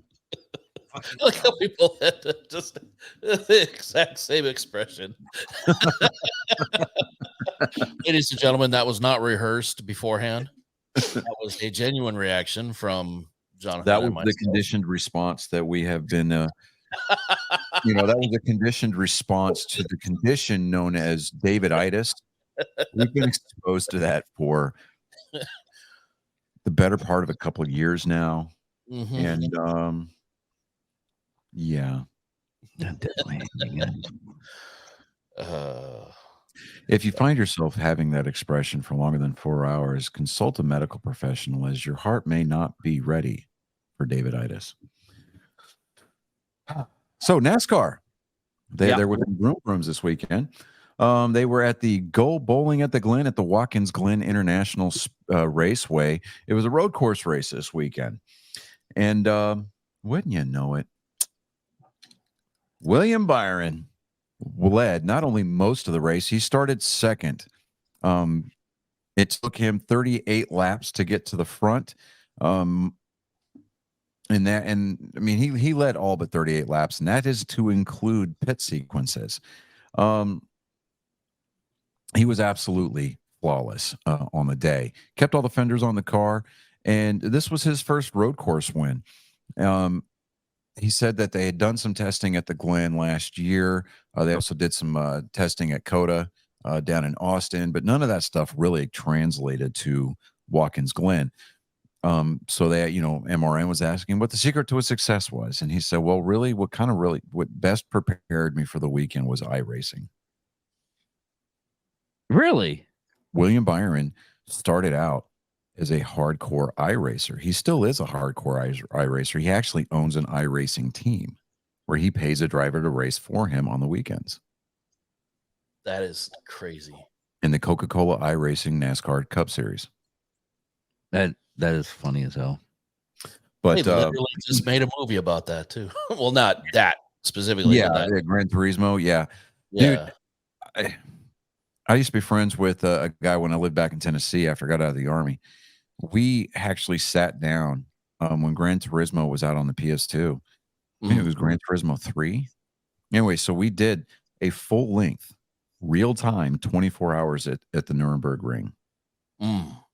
His wife was pissed at us. I can imagine. Because I had the steering wheel with the pedals. Yeah, yeah. And it was a forceback steering wheel. We drove in shifts, and it was the second to last shift. I was going to drive the last shift. I started the race, and I was going to take the last shift. And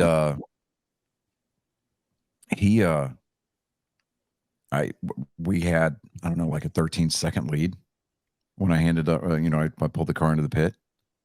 When I woke up, we were behind by 42 minutes. I was like, wow, dude.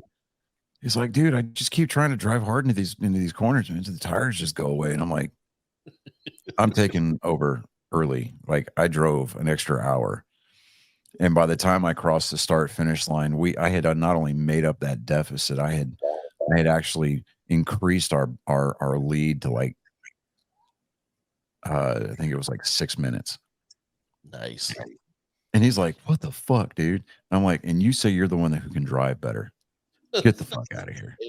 And his wife looked at us. I mean, because we started on a Friday night, and we drove all day Saturday and into Saturday night.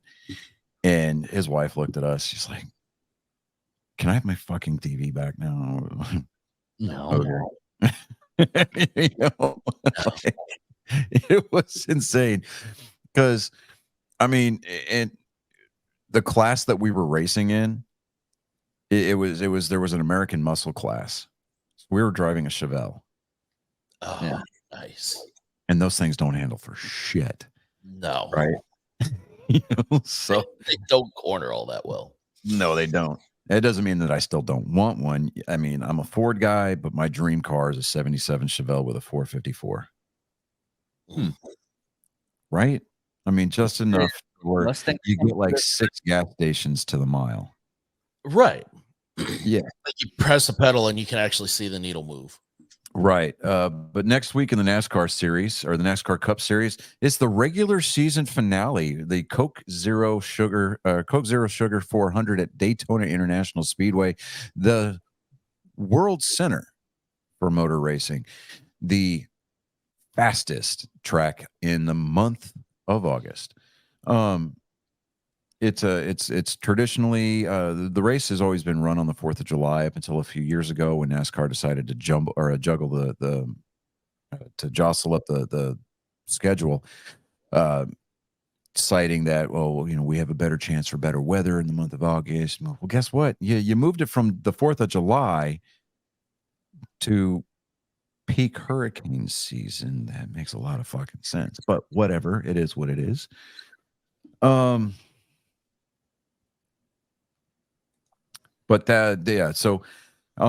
right now, William Byron has 5 victories on the year. So what does that do for him in the point standings? Well, current playoff point standings, he's number 1. Martin Truex Jr. is number 2. Denny Hamlin is number 3. Kyle Larson and Kyle Busch round out the top 5. Current driver standings as it relates to the regular season, it's Martin Truex Jr., Denny Hamlin, William Byron, Christopher Bell, and Kyle Larson rounding out the top 5. The reason why the playoff standings look different is because those are ranked by the number of wins and points accumulated by either stage wins or race wins over the course of the season to this point. Now, the winner of the person who is dubbed the regular season champion goes into the playoffs with an extra 15 bonus points. So Martin Truex Jr., he's got some he's got, let me see here. Hold on. Let me go there. Okay. So right now, as it stands for the playoffs, he is let me see. All right, so he is, if I'm reading this right, 76 points behind William Byron as it relates to seeding. If he can win at Daytona or score enough stage points at Daytona to secure the regular season championship, that's an extra 15 points going forward. And actually, no, I'm sorry, take that back. He is 1 point behind William Byron as the playoff points stand right now. William Byron's led a total of 876 laps this year, as opposed to Martin Truex Jr.'s 828. The next person closest to them is going to be Kyle Larson, who has led 624 laps. Chase Elliott, though, I'm not real confident that unless he wins next week at Daytona, he is going to miss the playoffs. Alex Bowman most likely is going to miss the playoffs. Alex Bowman's kind of had a shit year. He tweeted out this past, I think it was Tuesday, he had to put one of his dogs down. Oh, shit. That's rough. So, that's rough. And, talking about shit years, last week we had that, or a couple weeks ago, we had that conversation about Noah Gragson, and I said that he needs to go back to the Xfinity Series or possibly even the Truck Series. Well, wouldn't you know it, lo and behold, Dale Earnhardt Jr. on the Dale Jr. download this week basically said the same thing. Said I'd stay away from the Cup for a year. It's going to take a lot of work to get back in people's good graces. For what it's worth, the court of public opinion. Yeah. What it is. He said, he said, don't go into a second-rate team. Find you a good team with good equipment. Go out there, run the Cup Series or run the Truck Series, or go back and find a good ride in the Xfinity Series and get you some wins and really start to, show how good you really are. Right. I'm 100% behind that mantra. I really am.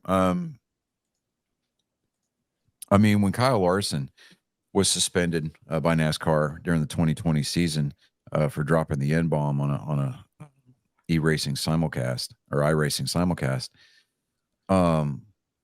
he was indefinitely suspended and released by his race team, which at the time was Chip Ganassi Racing.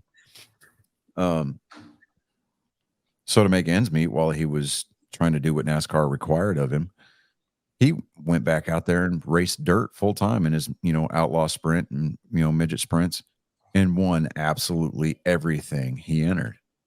And he made more money off dirt circuits than he would have in Cup that year. That's how scary good Kyle Larson is.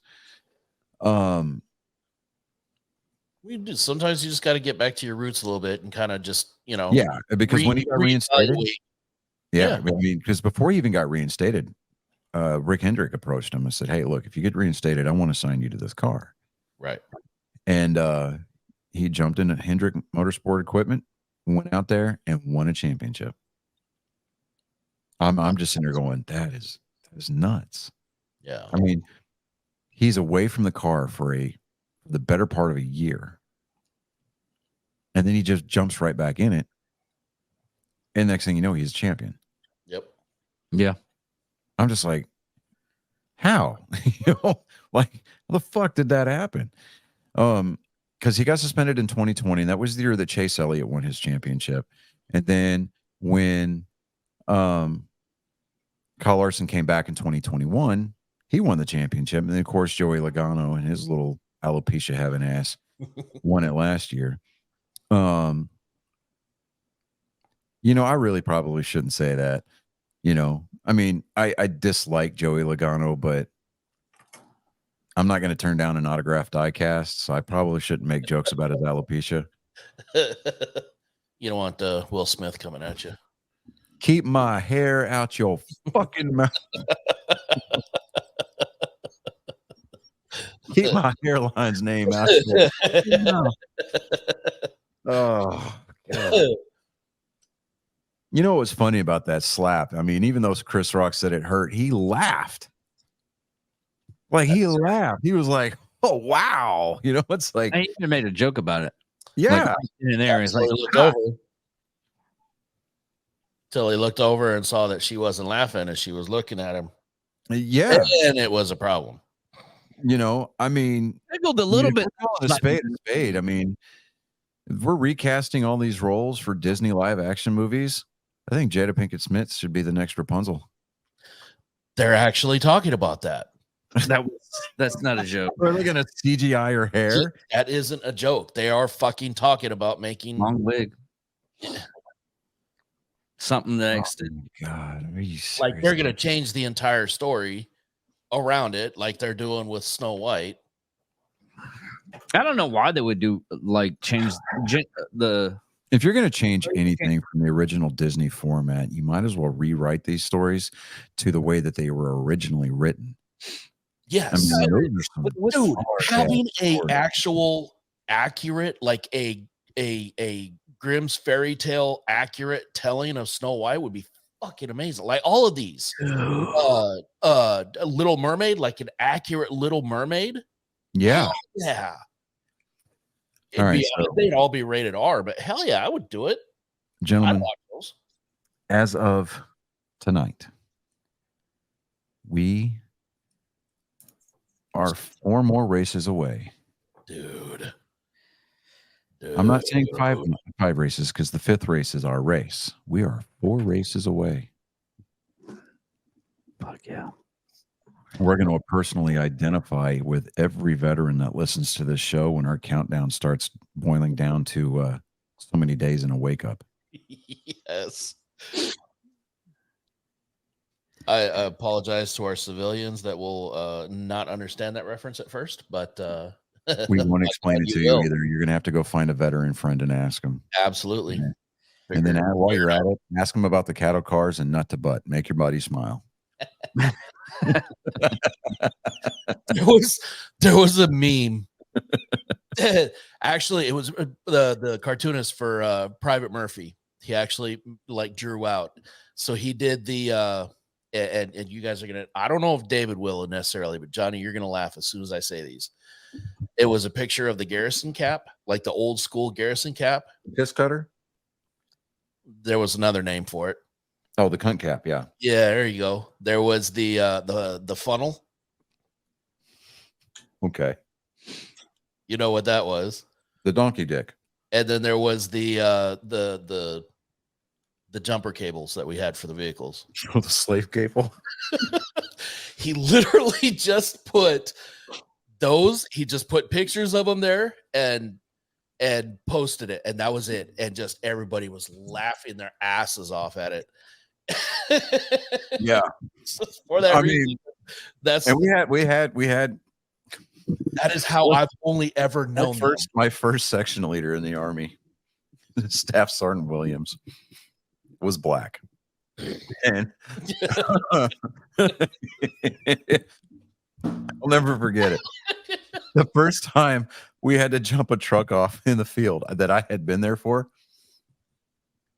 somebody was like, "We need the slave cable." And he's like, "Well, I guess I'll go get it." And dude, I straight fell the fuck out. I was laughing so hard. Oh my And he looked at me. Now, bear in mind, all right, Stas Sergeant Williams, we called him Guy Smiley. He was the whitest black dude. Like he listened to heavy metal and he drove a lifted red Chevy Silverado. Oh, that's fantastic. And he was like, I can't, and he legitimately said this. He said, I can't listen to music when I'm driving because then I'm thinking that I'm in red heat.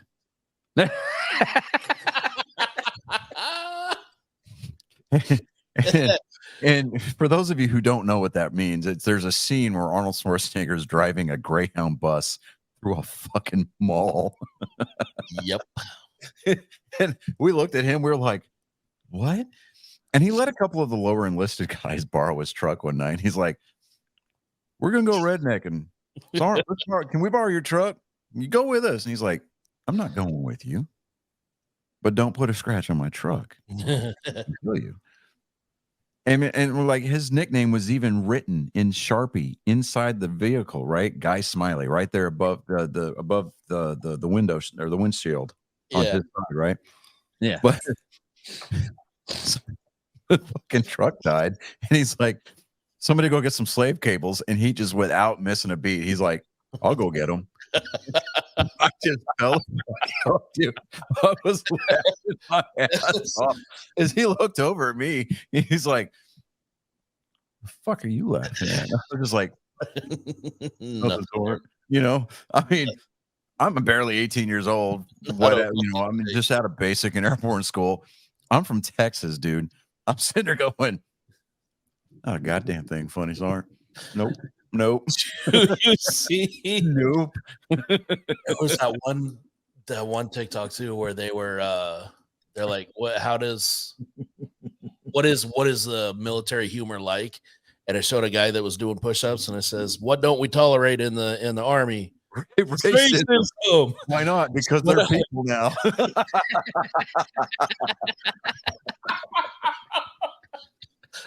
Laughing at that. It's almost as bad as when I go to work and I talk to someone that's like, "Oh, I got a dark humor." All right. And he's like, "Oh, tell me one of your dark humor jokes." He's like, "I can't do that here, sir." There's levels. Yeah. Wait till we're off the clock and then come find me. Right. It's like you have to prepare yourself with a series of ever expanding plugs before I fuck you like that. Yeah. That's what I'm lucky. I literally the guys in like everybody in my department, all four of us we're all literally veterans. So we could say shit like there's already court documents what y'all say. I'm just gonna put it out there. That's not even from our meeting either. Yeah, I know. It's like, oh, we doing worse, man. I mean, you got it's like that's true. I forgot about that. It's sitting there. You're sitting there going, Evan.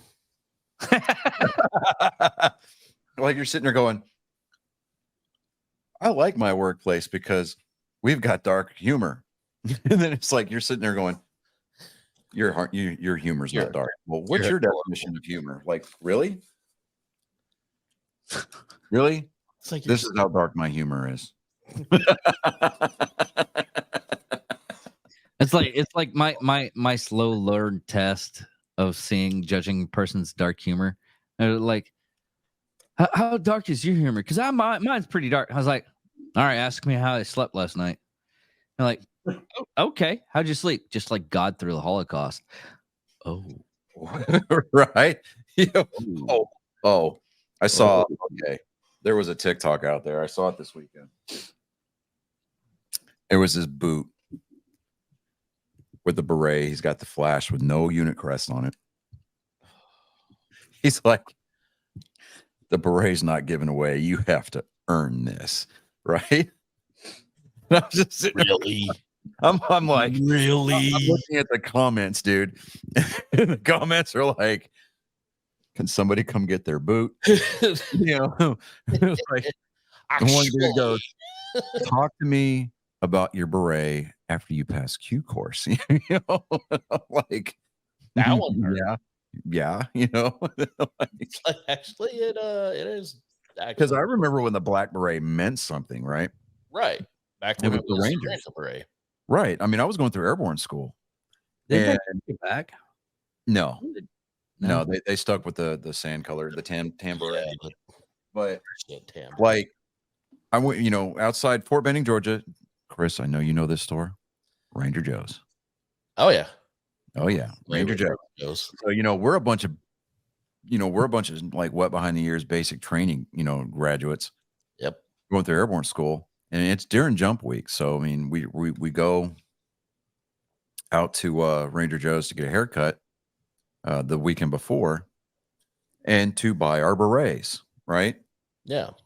And we're walking outside, and we're just like, oh man, we got to shave these, and we got to shape them, and you know, got to get the flash zone on, and then here comes a pickup truck full of Rangers, like from the bat, right?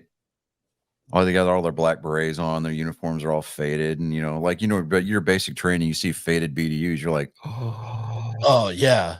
they've like done shit, and their name tapes are embroidered, right? Angels from heaven. You hear the heavenly choir. Oh, Oh, yeah, you know, and so I mean, they get out of the truck and they're looking at us and they're like, going to jump school, like, yeah, fucking get lost. And they turn around and just walk aside. we're like, oh shit, you know. And I had bought a pair of the old school Oakley frog skins, right? oh no. Oh, dude, Yeah. you know, I and mean, those were the I shit. don't know my ass from a hole in the ground. Right. We're out process. We've graduated airborne school. We're doing our out processing, and they're releasing us the next day. Yeah. And me and my buddies are walking around. We got our jump wings on. You know, we're like in all fucking high speed, low drag. Got the berets on, right?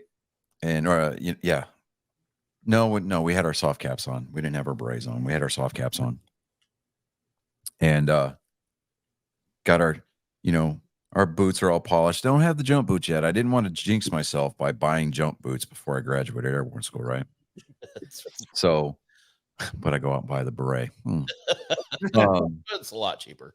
Right. Yeah, exactly. I mean, it was like $20 versus the $100, which still that you think for inflation, it still works out, right? Anyway, so all the guys from the RTB, the Ranger Training Brigade, had come down and they're picking up the guys with the Ranger contracts, right? And you see these 2 deuce and a halves.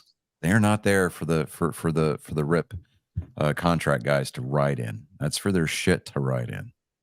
They're running alongside those trucks all the way to RTB. Yep. And I'm 45 years old, y'all.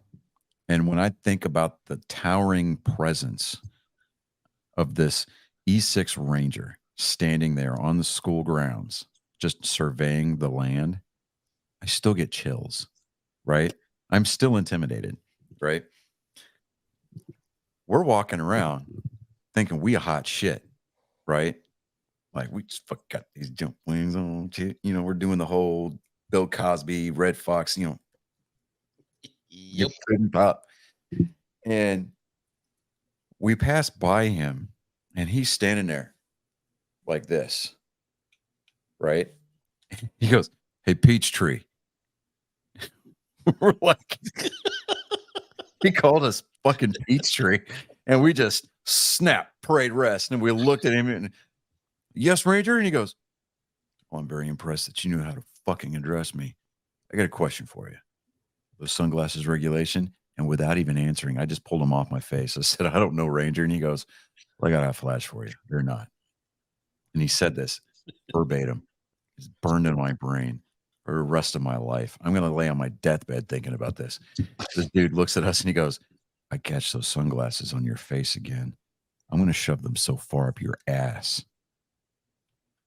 that your nostrils are going to be shaded from the sun.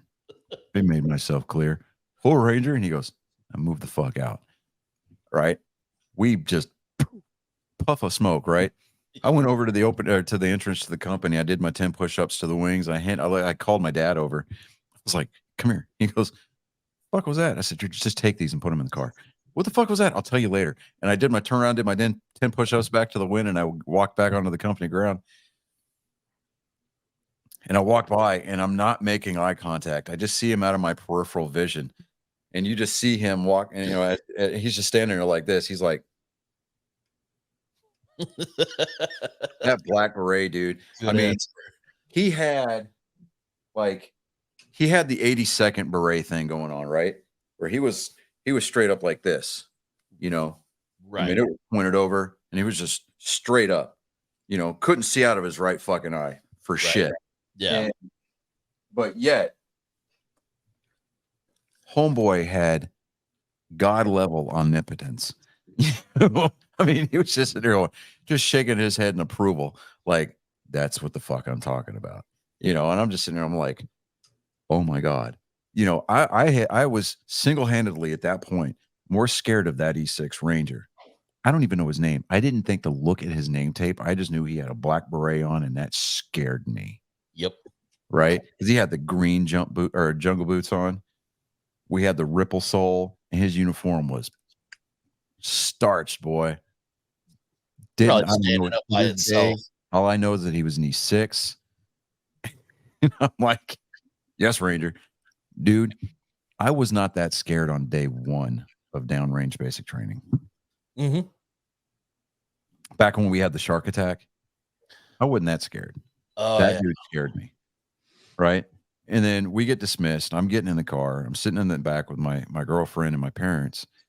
And my dad's like, what the hell was that all about? So I told him. He was like, they're against regulations. I was like, apparently. They are now.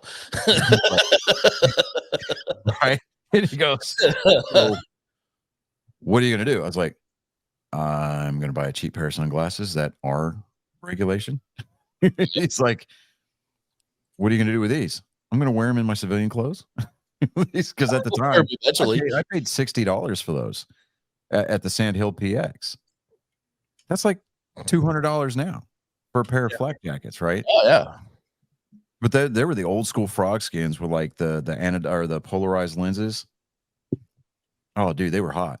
Oh, yeah. They were hot. And I'm just like, it's just any of the uniforms now, they just don't. They don't have that presence anymore. The old school BDUs with those mirror shined boots, man, it was a whole different kind of presence that you commanded. Yeah. I mean, when you walk in with a brand new pair, a freshly resold pair of jungle boots, dude, and you're like, I'm going to wear these around because we got a road march coming up in a week. I'm going to smoke all y'all's asses. Right? I got the ripple sole. Nothing like it, man. Dude, you put that, you go over across the street to Main Post, you have Mama San resole your boots with them ripple soles. You were like Superman, bro. You're like 13 miles on gravel road. Dude, I miss those boots, man. I've got a pair at my dad's house up there in Wichita. Nice. And yeah, I'm gonna have to get them the first weekend of September because I left them up there this past weekend. But yeah, I'm gonna get them, dude. And you remember how we used to do it? Like you go in and you cut the insole out and you pull the steel shank out. Yeah. So that way your feet don't cook when you're, in the motor pool. Yeah. Man, maintenance. Slice a little bit. Oh, bro. Because I used to have a pair of the green ones too. And then they were like, okay, the green ones are now phased out effective October, what was it, 98, right? Or no, 97. 1 October 97. You can no longer wear the green jungle boots. Yeah. October 1, 97, you could no longer wear the green jungle boots. So you saw some old timer NCOs that just did not give a fuck I had a couple of sets of sergeants that wore those jungle boots. They didn't give a shit. Especially we're out in the field, they were fucking wearing jungle boots. Yeah. You know, and we had one This sergeant was major, like dude. He 99. was like, you know, we had, you know, you had the Cochrane 2s, you know, you had the good jump boots, right? And then you had the regular jump boots. There was guys going out there buying Cochrane 2s to wear to the field, right? And Yeah. then you guys, they were wearing their Cook Whites, basically. They're really faded ass. Not a slight against you, David, but like the faded BDUs, right? We called them Cook Whites. Yep. They wore their Cook Whites out to the field. Sergeant Major comes through. Command Sergeant Major West. He eventually left No Slack and became the Ranger Training Brigade Sergeant Major, right? Mhm. He was like, you could hear him. I think it was like Alpha or Bravo company. He was yelling at, and like you could hear him from across the PZ. What the fuck is this? Like, what are you talking about, Sergeant Major? He's like, wearing some goddamn Cook Whites out in the field. What the fuck? These are field uniforms, Sergeant Major. No, that's bullshit. And come to find out, one of the guys that he was yelling at graduated from Ranger School. He goes, "What's the fourth stanza of your Ranger Creed?" That's bullshit. Oh, Like, oh shit. no. Like, No. like, we had one guy. Oh shit, Sergeant Merrill. Sergeant E5 Merrill. He went to Ranger School as an E4, came back, because back in the day, if you went to Ranger School, when you came back, you were automatically pinned your 5. Right. Like that's the way it used to be. You go to Ranger School, you come back, you get your 5. And because I mean, you had to be like an E4P before you went to Ranger School to begin with. Well, it's considered a leadership school, so. Well, yeah.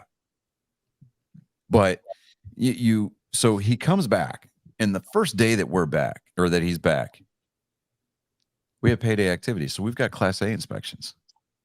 Did he shine his jump boots? No. You remember the Insta Shine shit that you had to like bake on? Yeah. It always looked like trash too. Like you Dude, and you take one step and it cracks, right? Yes, you could hear it crackle. He Insta shined the fuck out of his boots. Oh fuck. Right? We're standing there. He's got his cord. He's got his brand new Ranger tab on. He's got his fruit salad going. He's got his boots bloused. You know, the sun's reflecting off of everybody's toes. His look like a fucking solar farm. Sergeant Major's walking up and down the line. He walks past Sergeant Merrill. He stops. Like 2 soldiers down, he stops, like dead, mid-stride, and backs up. He does not turn around. He straight throws it in reverse, and he just walks backwards. Stops in front of Sergeant Merrill, conducts a left face, and then does this thing.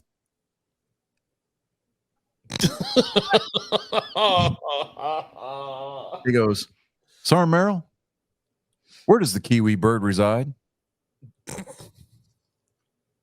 Say again, Sergeant Major. Where does the Kiwi bird reside? I got a hint for you. Apparently not in your fucking wall locker. That is some bullshit Insta-Shine cheating shit. I see that you got a brand new sewn on Ranger tab on that uniform. What is the second stanza of your Ranger Creed? And like he hesitated for about that long. And he was like, that's bullshit, Ranger. That's unfucking stat. And he takes his boot. He put ripple soles on his jump boots. Right? The Sergeant Major did. Yeah. And he sits there and just scrapes his foot. Oh no. Both toes. And he was like, I want you, your platoon sergeant, and your platoon leader in my office Saturday morning at 1200 hours to present a properly shined pair of jump boots. And you better know all 5 stanzas of your Ranger Creed. Oh my God. Oh my God. I'd rather shit barbed wire than have to go back. He's like, you better know that Ranger Creed forward and backwards. Oh no. Right. And he's like, Sergeant Major? He goes, Like did I stutter, Ranger? Did I stutter, Sergeant Merrill? Don't make me bust you, the fucking specialist. You just got pinned at 5. He's like, Roger that, Sergeant Major. As soon as Sergeant Major left, Just give me dude, his platoon sergeant looked at him. He's like, Merrill, the fuck over, right? His platoon leader goes, I got to come in on a Saturday for you, Ranger? Nah. God. He tries to go talk to the Battalion XO about it. Battalion XO's like, well, let me go talk to Sergeant Major, see what I can do. Comes back in his office and goes, yeah, you've got to be there. No, I got to be there too.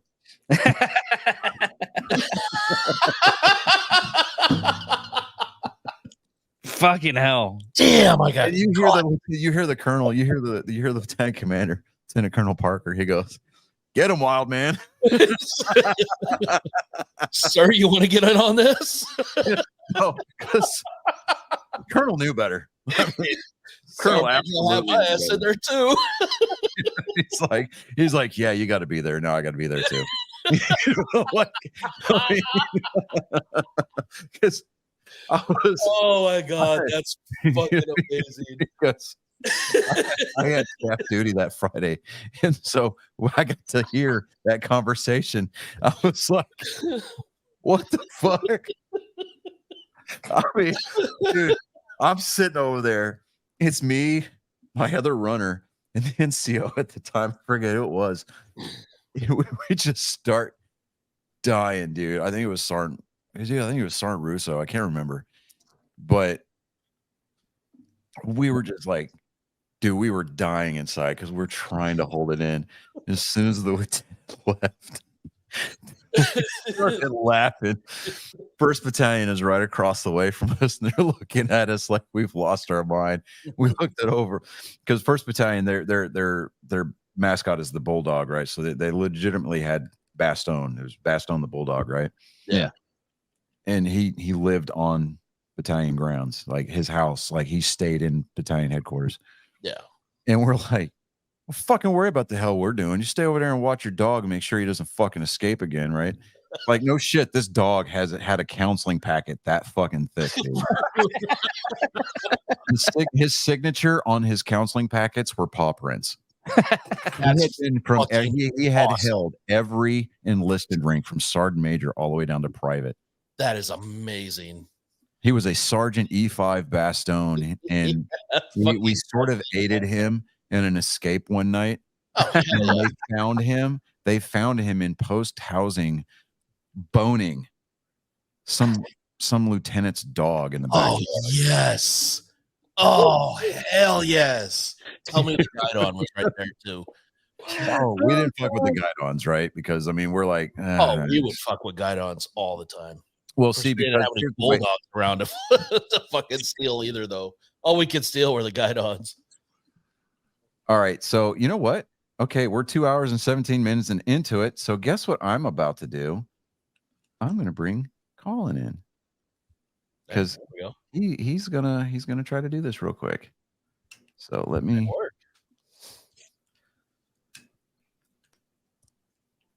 All right, dude, come on. That's good because the jokes I had found probably would have gotten us canceled. Dude, the jokes I found would have gotten us arrested. Well, you saw the one I sent. Yes.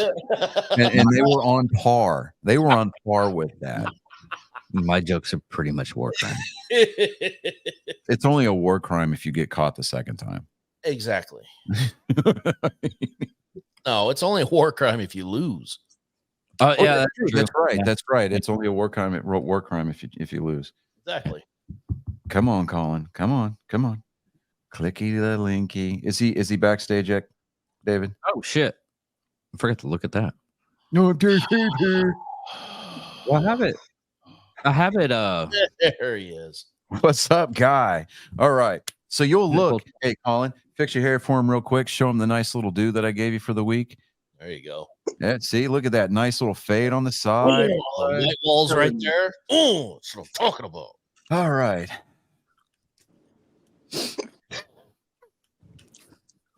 So, from the soggy remains of the La Brea tar pits and the public pool formerly known as Dodger Stadium, comes the Ronin of comedy, the master of immorality, and the Riddler that brings into question everything that you thought to be true. I bring to you my genetic code for your ears and now your eyes, to feast upon, to be left rode hard and put away wet. I give to you this week's installment of Joke Time with Colin. Hey, the Red Sox are beating the Astros right now. We had gotten caught up on other conversation. That's not the joke. Hush yourself, Chris. Fucking beat your face, dude.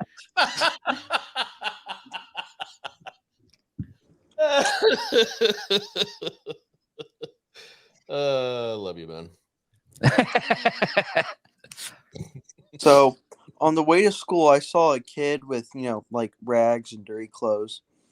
So I walk up to him and say, "Hey, are you an orphan?" He says, "Yeah, what gave it away?" I said, "Your parents."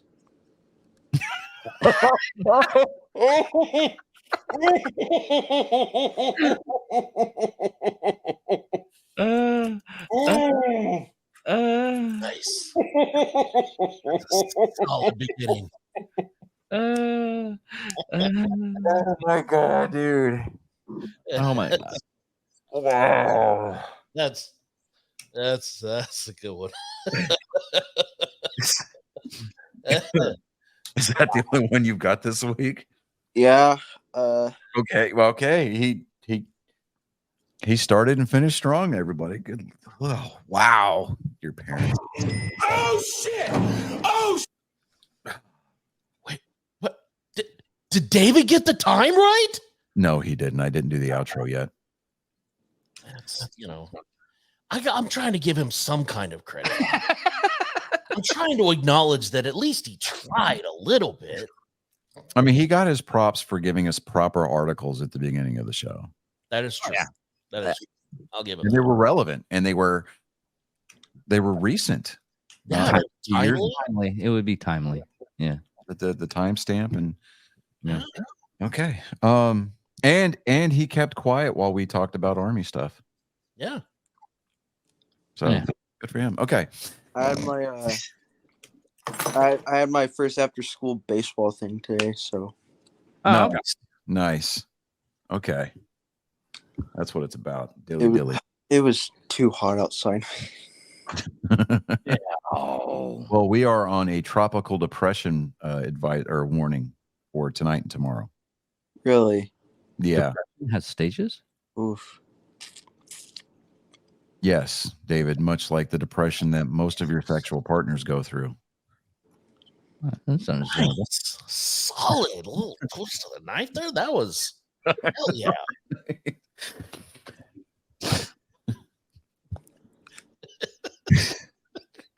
just the look of defeat right there just warms the cockles of my heart.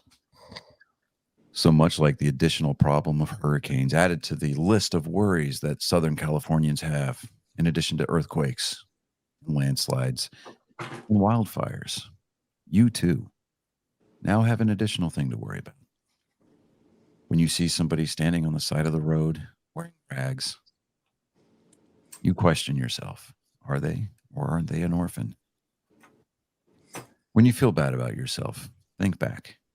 This moment in time, when the Ronin, my genetic code, brought forth and enabled the debauchery of your soul.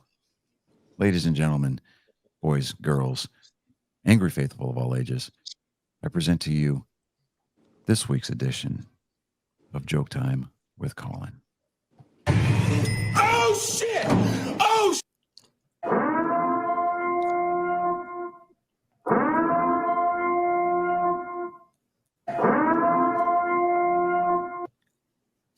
Not only did David come in with the redemption tour, he played the full sound this time. Congratulations, David. I was hoping you'd forget by the time that it was done. He was ready for it and everything. Yeah. Well, bud, I better late than never. We're only 2 hours and 23 minutes into the show this week. This is gonna be a marathon. Listen for our faithful listeners. Look, the same people that listen to us probably make fun of Joe Rogan, so I don't want to hear a fucking thing. Actually, whoever is murder, death, kill on YouTube, thank you. I mean, constantly commenting. I don't know who it is, but Murder, Just death, kill. You know what? Appreciate it. Murder, death, kill. I invite you to reach out.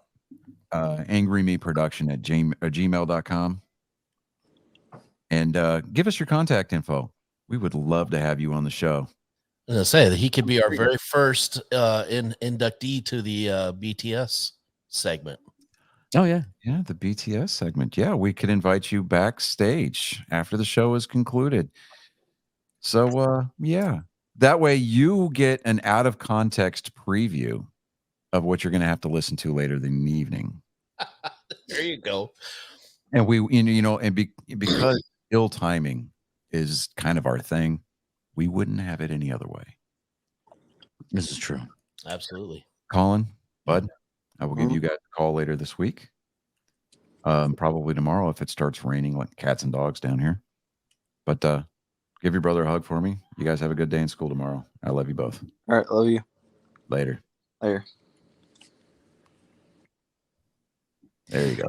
There we go. We can finally land this plane. It is after the first inning. It is 3-1 Boston. Oh, that's good. Still plenty of baseball left. Still plenty of baseball left. Anyways, All thank I you. know, if the Red Sox do end up losing this series or any of the games here, period, I will have to hear about it. Oh, Yeah. for sure. From all. Every family member down here. That's Yeah. You see the Astros beat up on your Red Sox? No, actually, I Kind of didn't. like the Mariners beat up on your Astros the last weekend. Yeah. I could use that. Did that hurt? Like, Bring up the Rangers. I'll shut them up. like, how's it feel to finally finish with your face in the ass of the Rangers? It actually feels amazing, to be honest with you.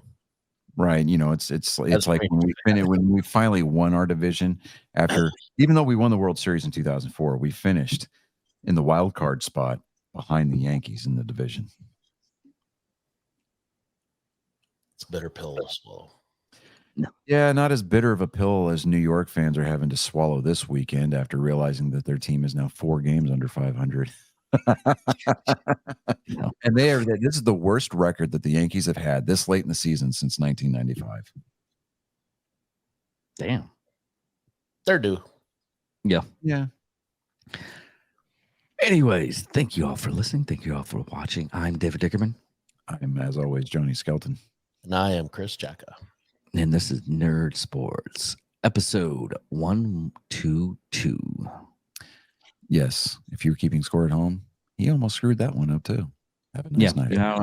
Yeah, thanks for calling me out on that one. Later, guys. I mean, if they can't hear the stutter, I mean, it's up to them. Later on, dudes. Peace out.